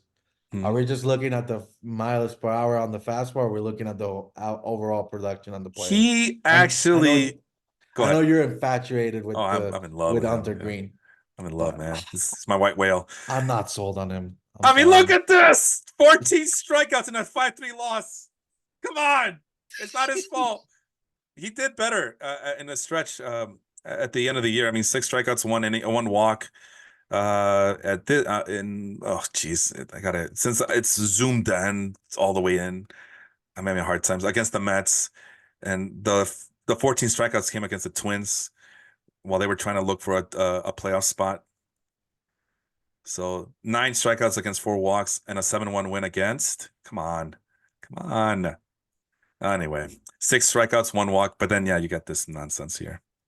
You know, more walks than strikeouts. So he does control issues. 3 innings pitched only. So I can see why people don't want to deal with that. But look at this. Then you get this fool's gold 10-3 win over the Houston Astros on June 17th. But he did not pitch very well. He got the W though. but not very well. 4 walks, 3 strikeouts. Only gave up 2 earned runs He's a though. winner. He is a winner. And people want wins. There's your win. 9 strikeouts and 2 walks against the St. Louis Cardinals, 4-3 win on June 11th. But yeah, he went a whole month without pitching. But when he came back, he looked a lot better than he did. And that's why you see those flashes and you kind of like, man, if he could do this on a consistent basis, man, you got something here. You got something here. And then he's not the only issue with the Reds. They also got Nick Lodolo, who goes through the same nonsense. Grant Ashcraft, who has the stuff but doesn't have the production, not even the strikeouts. He'll run into a train and he'll just get absolutely walloped on there. So anyway, let's finish. We're almost done here. 13th round. What were we doing? Oh, we're doing who do you hate here in the 13th round?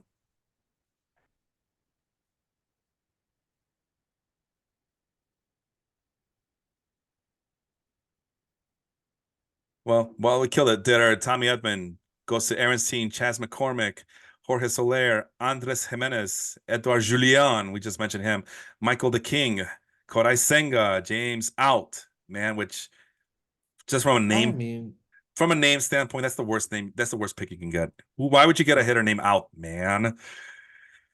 These are jokes. Josh Jung, Jaron Duran, Justin I was Verlander. gonna say that, like, maybe out of this round, I could have gone value over need, and I believe I went with Outman based Yeah, on need. right. But Senga's out for a while, Yeah. so I didn't want to risk that if it gets work. Is that the player you hate Michael the most King, here?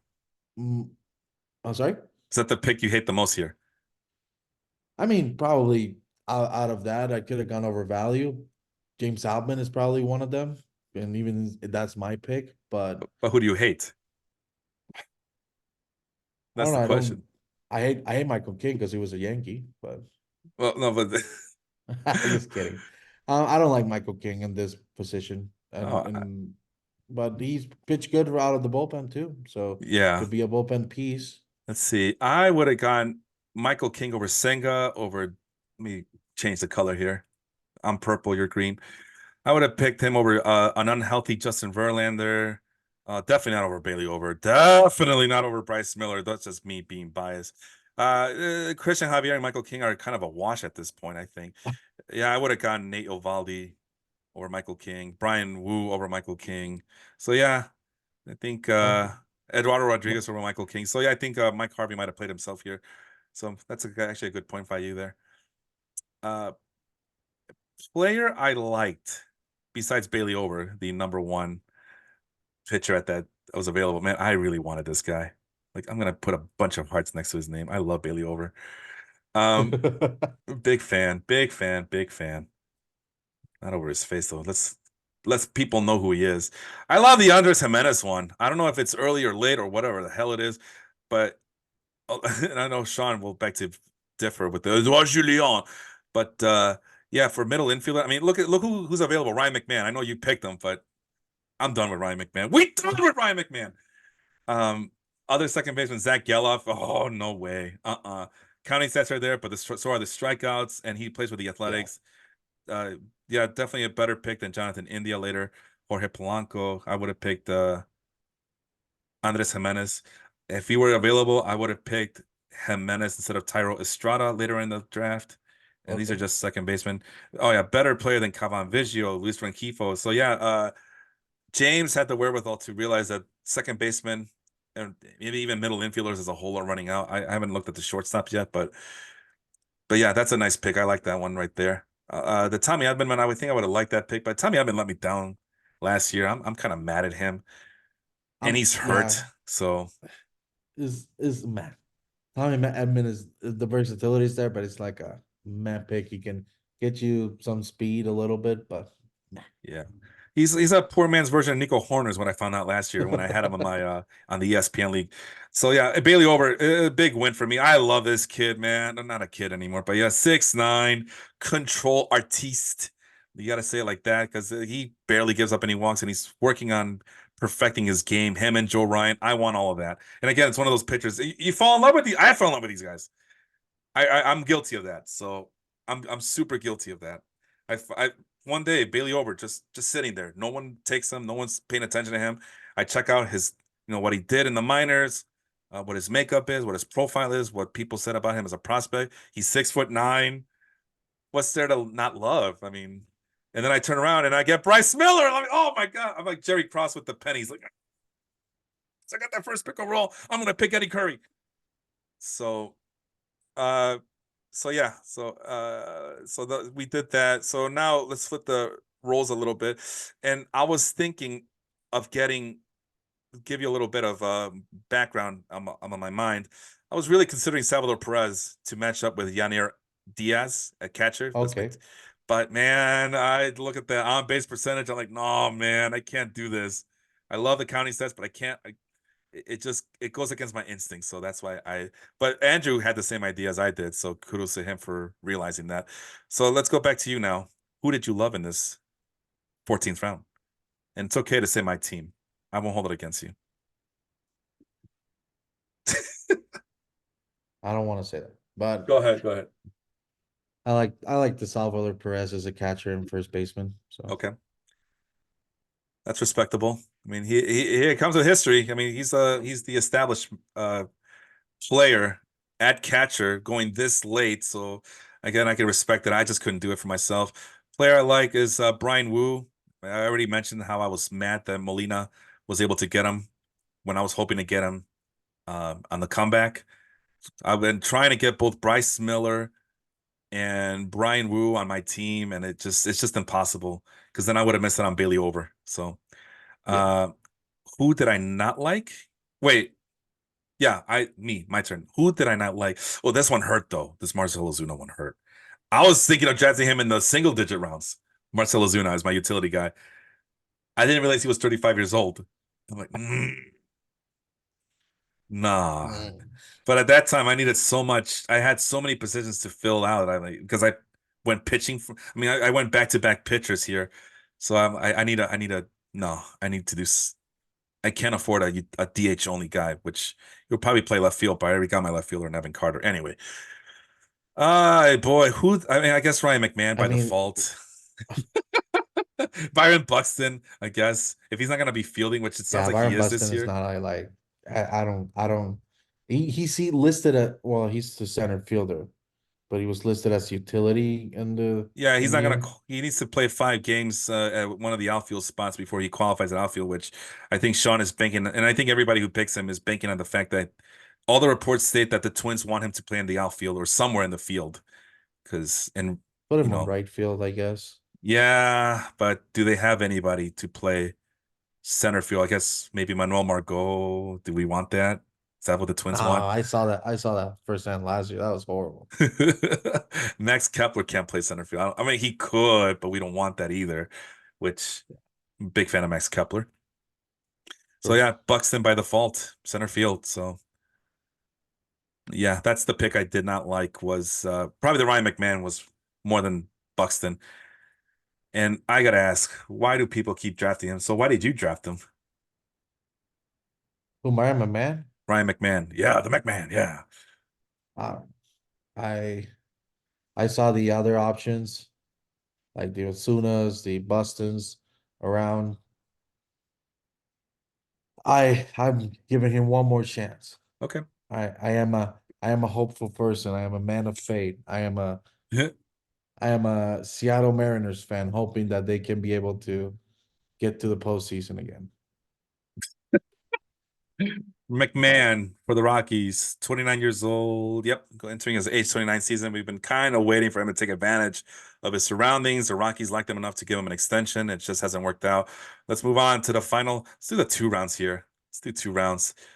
And again, this Will Benson guy I had on my multiple teams. I talked about him ad nauseum last year. And of course, Aaron got him. Aaron, just admit that you're listening to me. You're listening, you're tuning in. Or that you see what I see, and then you're just gonna copy me. No, I'm joking. Not much. I like to say a Suzuki one. Flavor does that. Yeah, that oh, I wanted to choke this guy. Andrew was doing this to me all draft long. I was ready to snatch him up, if not in this round, hoping that he could sneak by because he still had Jordan Walker available. So I was hoping that Jordan Walker would like distract people from wanting to get Suzuki. And I think there was other right fielders as well that I was really hoping that no one was paying attention. That people that would take away some of the heat from Jordan. I'm sorry, from Seiya Suzuki. Yeah. And as I just see that Mason Miller just went to Sean's team because of course he did. That's another guy. He's been a thorn on my side this whole time too for the last 5 years. Damn it, yeah, because Anthony Santander is still available. So I'm like, man, Santander, Walker, Henry Davis. So hopefully no one's paying attention to Suzuki. And of course, I think people they saw what I saw and realized that, man, right field sucks this year. So Suzuki was a really great pick there. But again, Andrew was just killing me all draft long with the sniping left and right. Let's see. Let's go back. Who did? Yeah, he stole Bobby Witt from me already. Um, let's see. Who else did he take? Zach Eflin, I guess. But that one, I mean, I made my choice. I made my bet and I live with it. Mike Trout. I was thinking about it, but I think I changed my Logan O'Hoppe. Yeah, that Oh one, yeah, that one. I remember that he crushed me with that mentioned one. that earlier. And Seiya Suzuki. Oh, and then later on, Vinny Pasquantino. Yeah, I was gonna Oh, fight in New York. that Gonna one was fight. hurt to you. I was gonna fight in New York and find him, and you know, Giving a big hug. well, I was gonna introduce him to my friend Louis. He's from Kentucky. You might know him. Louis Vuitton.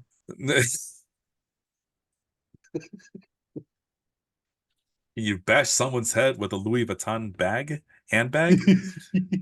Easy did not make a song about Louis Vuittons. He made a song about Louisville Sluggers. Anyway, Yeah. so that's the guy I agree with you. So that I ended up getting Dalton Varsho. I mean, I ended up getting the guys I wanted, but I was hoping to get this. I mean, this is foolishness, right? By me to expect a guy of Suzuki's caliber to go one more Go around. orbit, go around. But again, I thought there was plenty of right fielders that other people would want. Like, and Suzuki's a Cubs player. No one cares about the Cubs. Right. So, player that I don't like, of course, Sean gets Henry Davis. Oh well, yeah, Zach Gallo. We just talked about him. This guy's trash. We done with Zach Gallo. What is so special about this Zach Gallo guy? I don't get it. Yeah, he goes 3 for 3 with an RBI. I can already hear people like Felipe. You're an idiot. I see this is why. This is one of the reasons why players like Zach Geloff get picked over Luis Arias. Not in this situation, He's but a this is 14-14 player yeah with the 337 a match. But here's the problem: 82 strikeouts. in Uh, 69 games. yeah, nice, not nice actually, which gives him a strikeout per walk ratio of 0.32, which I guess people would say that's normal, but in terms of strikeouts per at bats, that's 3.29. So every 3 at bats, this guy's striking out. We like to see that number between 4 and 5, even in this crazy day and age of baseball. We like to see Yeah. that number be a little way higher than that. He's at 3.3. That's pretty darn low. And And especially on a second baseman position that sometimes it's more of like a contact yeah. patient hitting. So And there's other reasons why I don't like Geloff, since we're talking about it. I just think he's so overrated. I think the problem is that the A's don't have anyone else. He's 24 years old. Oh man, well they're between S3 Ruiz and Zach Geloff and one of the other guys who strike out like 40% of the time on that team already. Oh man, watch out for the A's. They might be bad, but they're not gonna be bad for long. Yeah, they are. Yeah, they are. Trash ass team, garbage ass franchise, garbage ass organization, garbage ass owners. We done with the Oakland Athletics. We done. So here's what Gallup's doing: 25.7 like swinging strike percentage, which is even higher than last year's swinging strike percentage of 16.1. Which 16.1 is pretty high as it is. Then we go down here. Oh, let's see. Okay, so just making sure that we didn't miss anything here on the prospect rates. 32.6% strikeout rate already. He's already in midseason form. He's ready. And no stolen bases. Where's those magical 14 stolen bases people are telling me about? Huh? But I think people are gonna point out, well, isn't that your thing, Felipe? 419 on base percent. Isn't that your thing? Isn't that what gets your willies off or whatever? Yeah, but not. This is Joey Gallo it keeps stuff. the people going. It keeps the people. It's provocative. Statcast, okay, so close to 90 mile per hour exit velocity. I'll give him that. That's a pretty respectable barrel rate, respectable hard hit rate. Oh, but look at this. He's expected batting average last year was 253. He had 267. Fraud. Slugging percentage 504. Expected slugging percentage 448. Fraud. Woba 357 was the actual. Expected Woba 333. Fraud. Fraud, fraud, fraud, fraud. If he's fool's gold, I feel sorry for you if you got him. But at least you win the strikeout. Oh, and look at this. He's pulling the crap out of the ball this spring training. He's like, 57? Jeez. yeah. It's just way higher than what he's used to doing The regular well, season. in the regular season. But what has he always been that way? Yeah, even in AAA, he wasn't that high. He matched his MLB pull rate, which matches the AAA number that Well, he if you hit. if you look at AAA on 2021, he was even higher. Oh my God. Well, I mean, I'm pretty sure that he didn't play a lot. But like, look at this. This is 3 stints at AAA. This is the guy you're getting excited for? 3 stints. It took this guy. It's like repeating the first grade. Oh my gosh. And the other thing I love to look at is the plate discipline here. Okay, so yeah, 50%. So yeah, he's he swings a lot. And a 67.9% contact rate, which explains why he just hacks at everything and he has those high strikeout totals. It's not because he's patient, because he's not patient. He's hacking at everything. I thought we were all about contact rate, but unless it's Zach Geloff, then we salivate over the guy. I don't get it. I don't get it. What else can we find out about this guy? This is probably not what people were tuning in for, but 60, what did I say, 67.9%? Are you kidding me? This is what we tuned for, talking about Zach Geloff. Well, he fits in for this team. Brent Rooker also can make contact. There's our guy, James Outman. Oh my gosh. I don't think Geloff played enough games, but if he did, he's up there in the top 5 easily. Yeah.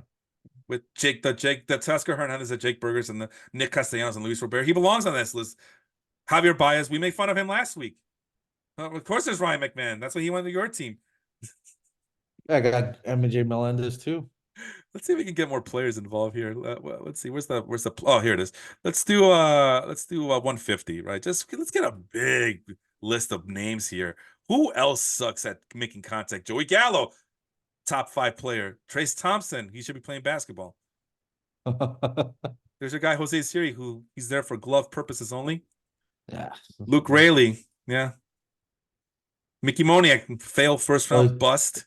He's not my boy anymore. He's Mike Harvey's boy now, Luke Raley. Ryan Noda and Brent Rooker, guys who strike out a bunch and can't make contact and play in a horrible franchise, horrible home ballpark. I mean, these are the guys that we warned you about. But we're going to make an exception for Zach Geloff? I don't think so. I don't think so. And there's Aaron Judge, but we know what Aaron Judge can do, so. Plus, Aaron Judge is super patient, 41.3% swing So rates. I think James Handeboat asked on the chat, what do you guys think of Correa? That's for another. He was on the 14th round. Oh, he was? Oh, I thought he was. 15th round, yeah. He was in this round. I guess value-wise, it's a great. I'm not gonna say great pick. It's a decent pick. But man, at shortstop, I want somebody a little bit with more upside. Let's take a look at that. Where did Correa go? I'm looking at the other screen. So Correa went in the 15th round, like you guys mentioned. Other players that were available was Willie Adames. I like Willie, but not like that. You will? Gee, Willie Willikers. Well, I guess I think that's Hannibal's player, right? Is that what he's saying? That's Hannibal's player. Okay, I got it. Yeah. Let's see here. I would have preferred Tyro Estrada. That's why I picked him in the 18th round. Because there's that potential, that pop and speed combination and that versatility that which Correa cannot bring you unless they decide to move him to third base. But then Duran? No, there's just too many question marks there with that team. I don't know if he's I don't think he's starting. I don't think he's gonna get the at-bats. Luis Rengifo? Because are we looking at middle infields or are we looking at shortstops? Rengifo is slated as a shortstop too. No, but what is Correa? What does he want us to look at here? Is Correa like his middle infielder or is starting shortstop? Let me see. Yeah, I'm looking at it. Oh, okay. So he picked Trevor Story too. So we already got 2 risky players. So yeah. So let's just look at middle infielders, right? So I still would have preferred Tyro Estrada. That's why I picked them where I picked them. I'm looking for a second baseman and shortstops across the Polanco? board. I guess Polanco gives you more contact, but man, I guess Correa since Um, he's the more established name. But man, I'm not picking any of those guys. we also have Jeremy Pena. Yeah, I think I would Um, have Correa, who was my guy there. Biggio, Ezekiel Tovar. Tovar, Nah, decent, but nah, not that decent. not definitely not Rengifo. You just mentioned I forgot to mention him to respond to that. No, I not mentioned him. yeah, you did, but I forgot to respond. No, not Rengifo. So yeah, I guess if you're Oh, I'm surprised they didn't pick Jack McNeil.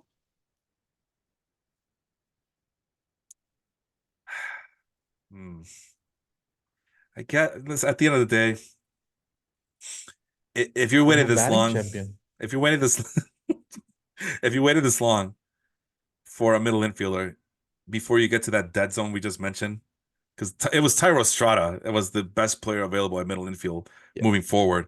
I guess he did good, but man, the combination of injuries, the lack of stolen bases from a shortstop, lack of versatility, and I think his batting average is dropping too. So you can't even use batting average as a signifier yeah, to justify this pick. 230 last year, and I guess what the hope is that he can go back to his 2022 numbers. yeah. It's a tough task, man. It's a tall order. But compared to the other players, if you're desperate for shortstop, it's a desperate pick. That's what it is. I'm avoiding. I was avoiding Correa at all costs. Because I Are you concerned more of like the health of Correa? it's the health. It's the fact that he's not position. He shouldn't be playing shortstop anymore, in my view. And, Okay, and maybe I'm wrong. I haven't looked at the defensive numbers, but I just put a combination of injuries. The back is going to be an issue for a while, and the fact that he's not fleet of foot. He looks like he's lumbering out there more often. I mean, he's a broken down player, and last year showed that we might have seen the first year of a decline. I hope not for the Twins' sake, because they need him to play more like 2022 than he did in yeah, 2023. for But sure. yeah, the only solace is that maybe he raises his batting average to like 250 and gets you like a 340 on base, and maybe gets you 20 home runs again. But man, it's just there's just so many things going wrong. But compared to everybody else, but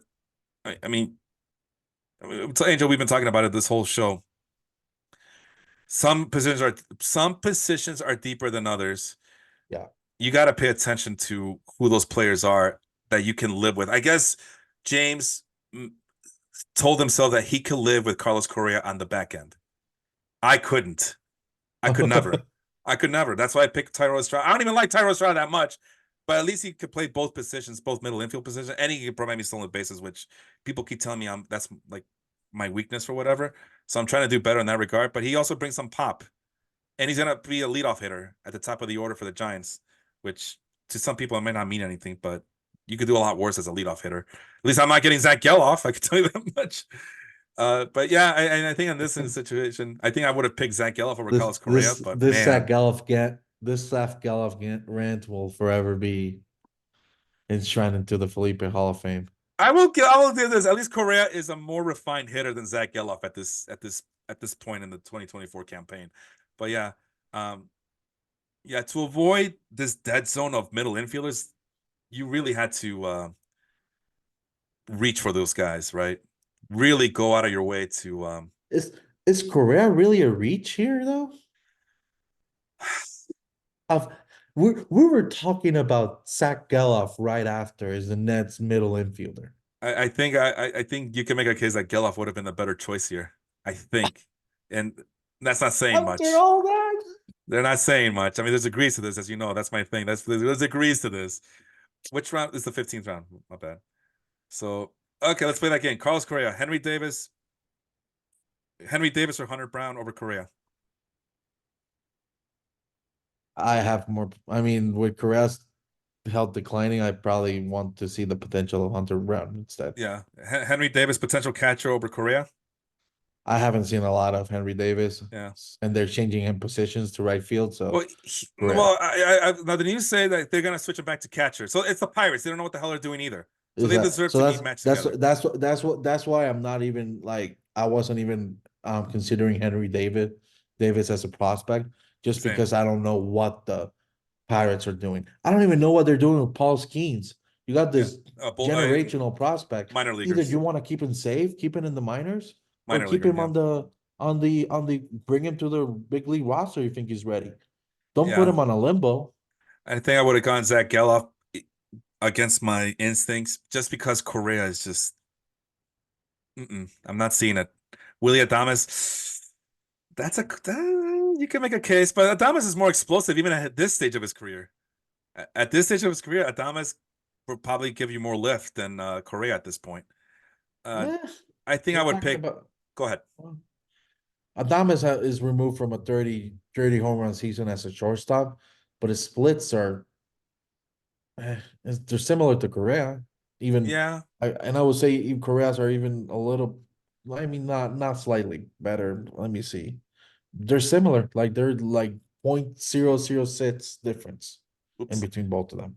Yeah, but Correa, like you said, Adames plays in a better hitter-friendly ballpark in Yeah, Milwaukee. yeah.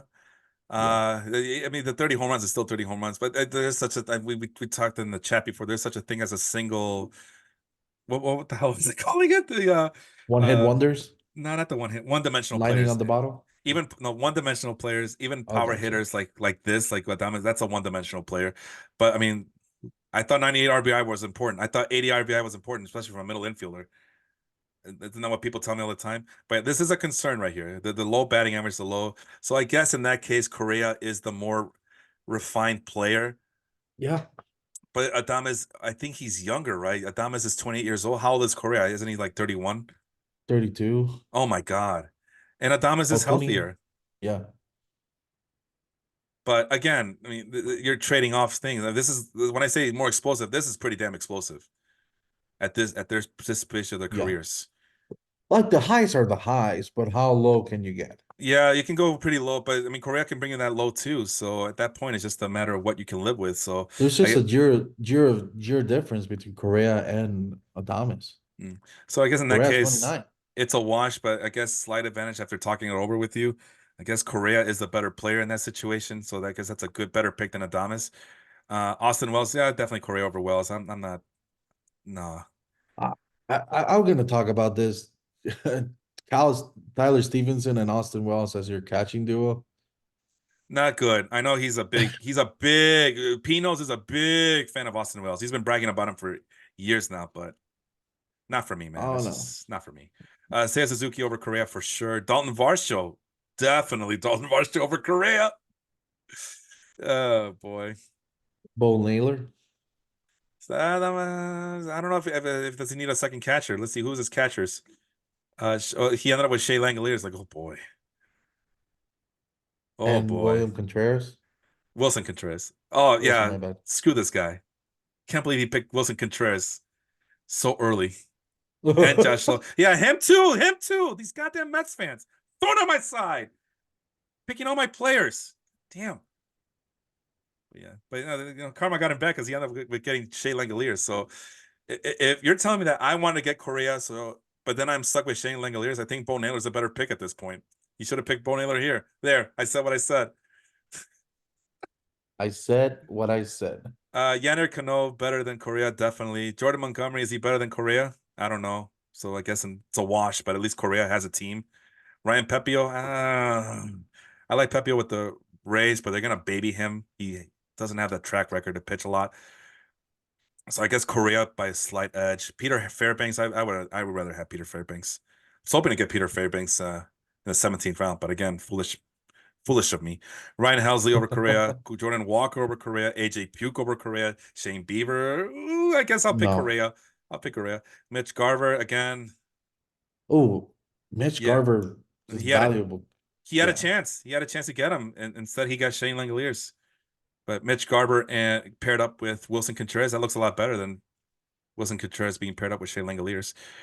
Why the hell is anybody picking Ryan Jeffers? That definitely Correa over Jeffers, and then Cedric Mullins with the hamstring. Yeah, there's more upside to Cedric Mullins even at this stage of his career than Correa. So there's my opinion. I mean, so it's kind of a mixed bag, but clearly there was a line drawn at shortstop and middle infielder.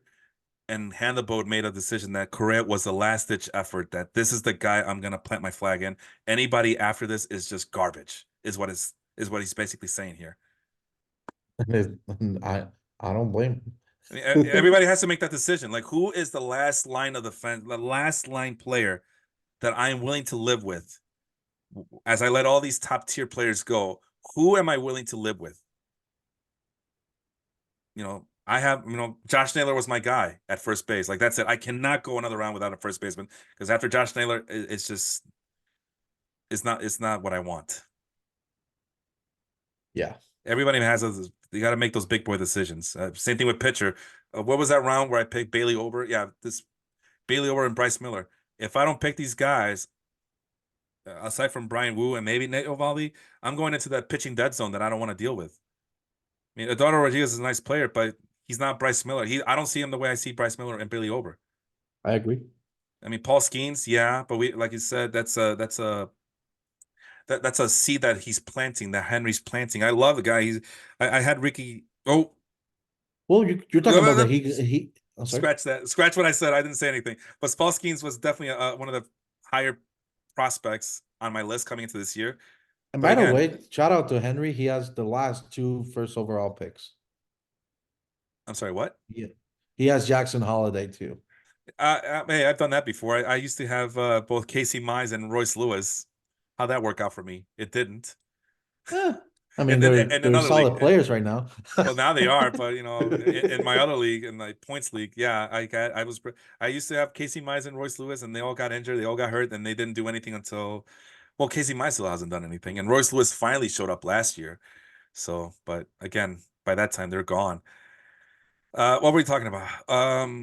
Paul Skeens. Oh yeah, so you reach not reaching, but you gotta wait for Paul Skeens because, like you mentioned, Hunter Brown is learning new pitches. That was always his thing. Was like he needs to learn more pitches to be a formidable starting pitcher. Because the Astros brought him up in a hurry because they needed help out of the bullpen. So now they got to teach him how to be a starting pitcher. Nick Pivetta, that's a decent pitcher, but we don't know what we're getting from Pivetta.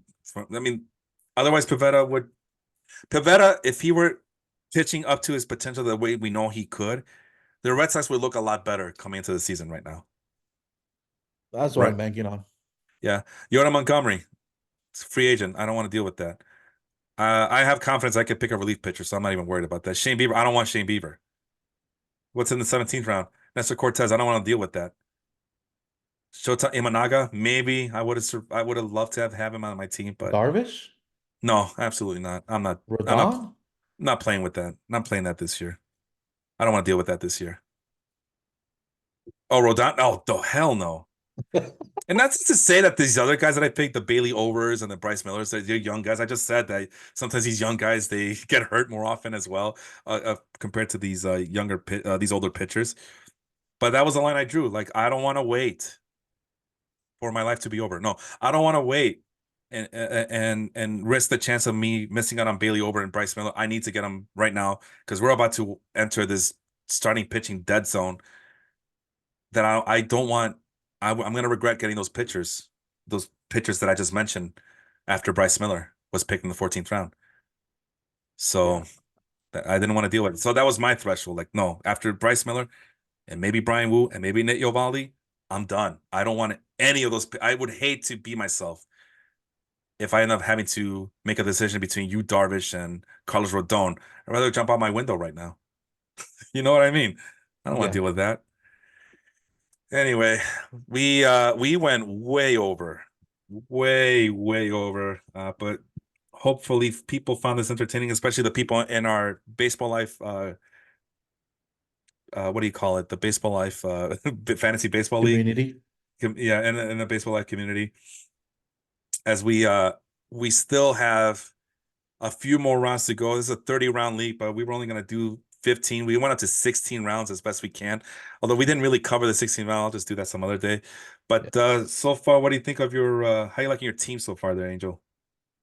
I like the top half, the bottom half. I don't know if I'm convinced on that part, but I really do love my top 8 rounds that I think those were great selections for me. after that, I was trying to fill up needs, and there's a couple of gems. I think Jonah Heim, if he comes back to like a all-star production that he had last year, will be great. Santander, if he is able to be a little bit more consistent on his on base, getting a little bit more walks, then that'll be great. And from there on, it's just trying to pick the best of the litter. Oh man, I'm so sorry. I didn't realize that Hannibal. I was so concentrating on getting these rounds out. I didn't realize that Hannibal finally got on the chat here. So Yeah, thank you for participating. Yeah, he agrees. Center field was weak this year. Left field is really strong this year. I got Masataka Yoshida really late, but as we mentioned, I was gonna be happy getting George Springer at right field, and center field's even worse. That's why I ended up getting Jackson Churio, which I conveniently left out from this conversation. That's not my proudest moment. I still regret not getting Jackson Holiday, but this is what happens when you pick for need and not for best player available. You miss out on certain guys there, unfortunately. My shortstops are Story and Correa. Yeah, we saw that. He goes, bro, it's the 14th round. Chill out. Like, well, there's degrees to this. Everything's relative. Like, what was in the 14th round again? Not too. I think it was the Geloff thing, or no, it was No, that's the 15. 15th round. Yeah, but it's the 14th round. I mean, yeah. Boston, I mean, we got to make a choice. Like, McMahon. yeah, McMahon. Yeah, I mean, Chill's the 14th round. Yeah, but compared to everybody else, I like some of these. I like the Ozuna pick better than the McMahon pick. I like the Ugh. Brian Wu pick over the McMahon pick. I like Eh? the Buxton pick over the McMahon pick. Hell, even Uh-huh. Walker Bueller, even though it was an auto pick. I Well, I mean, couldn't pick him, so hey, he might be back by May. You have an ace player by May. It's gonna be May Walker Bueller. may he be Walker Bueller? May Yeah. it's gonna be maybe Walker Bueller. Where's Dustin May? He's hurt again. Okay, maybe. He No, said they were so excited about getting him in the 14th round. Who's they? I was like, guys, be specific. Who's they? Who was they getting excited for in the I was 14th not round? that excited of getting Ryan McMahon. That's for Yeah. sure. Was it Buxton? Was it Maybe, Buxton? Maybe it is. I mean, I know they're maybe a little Mets on Mets friendly fire there. I yeah, don't the know. Mets fans they all flock together like that. So maybe he knows something that we don't know. I would have been happy getting Marcell Ozuna for real, but I wanted Bryce Miller. So um I like the other Rodriguez pick in the 14th round. So yeah, we quickly just because we were so hung up on Correa, we just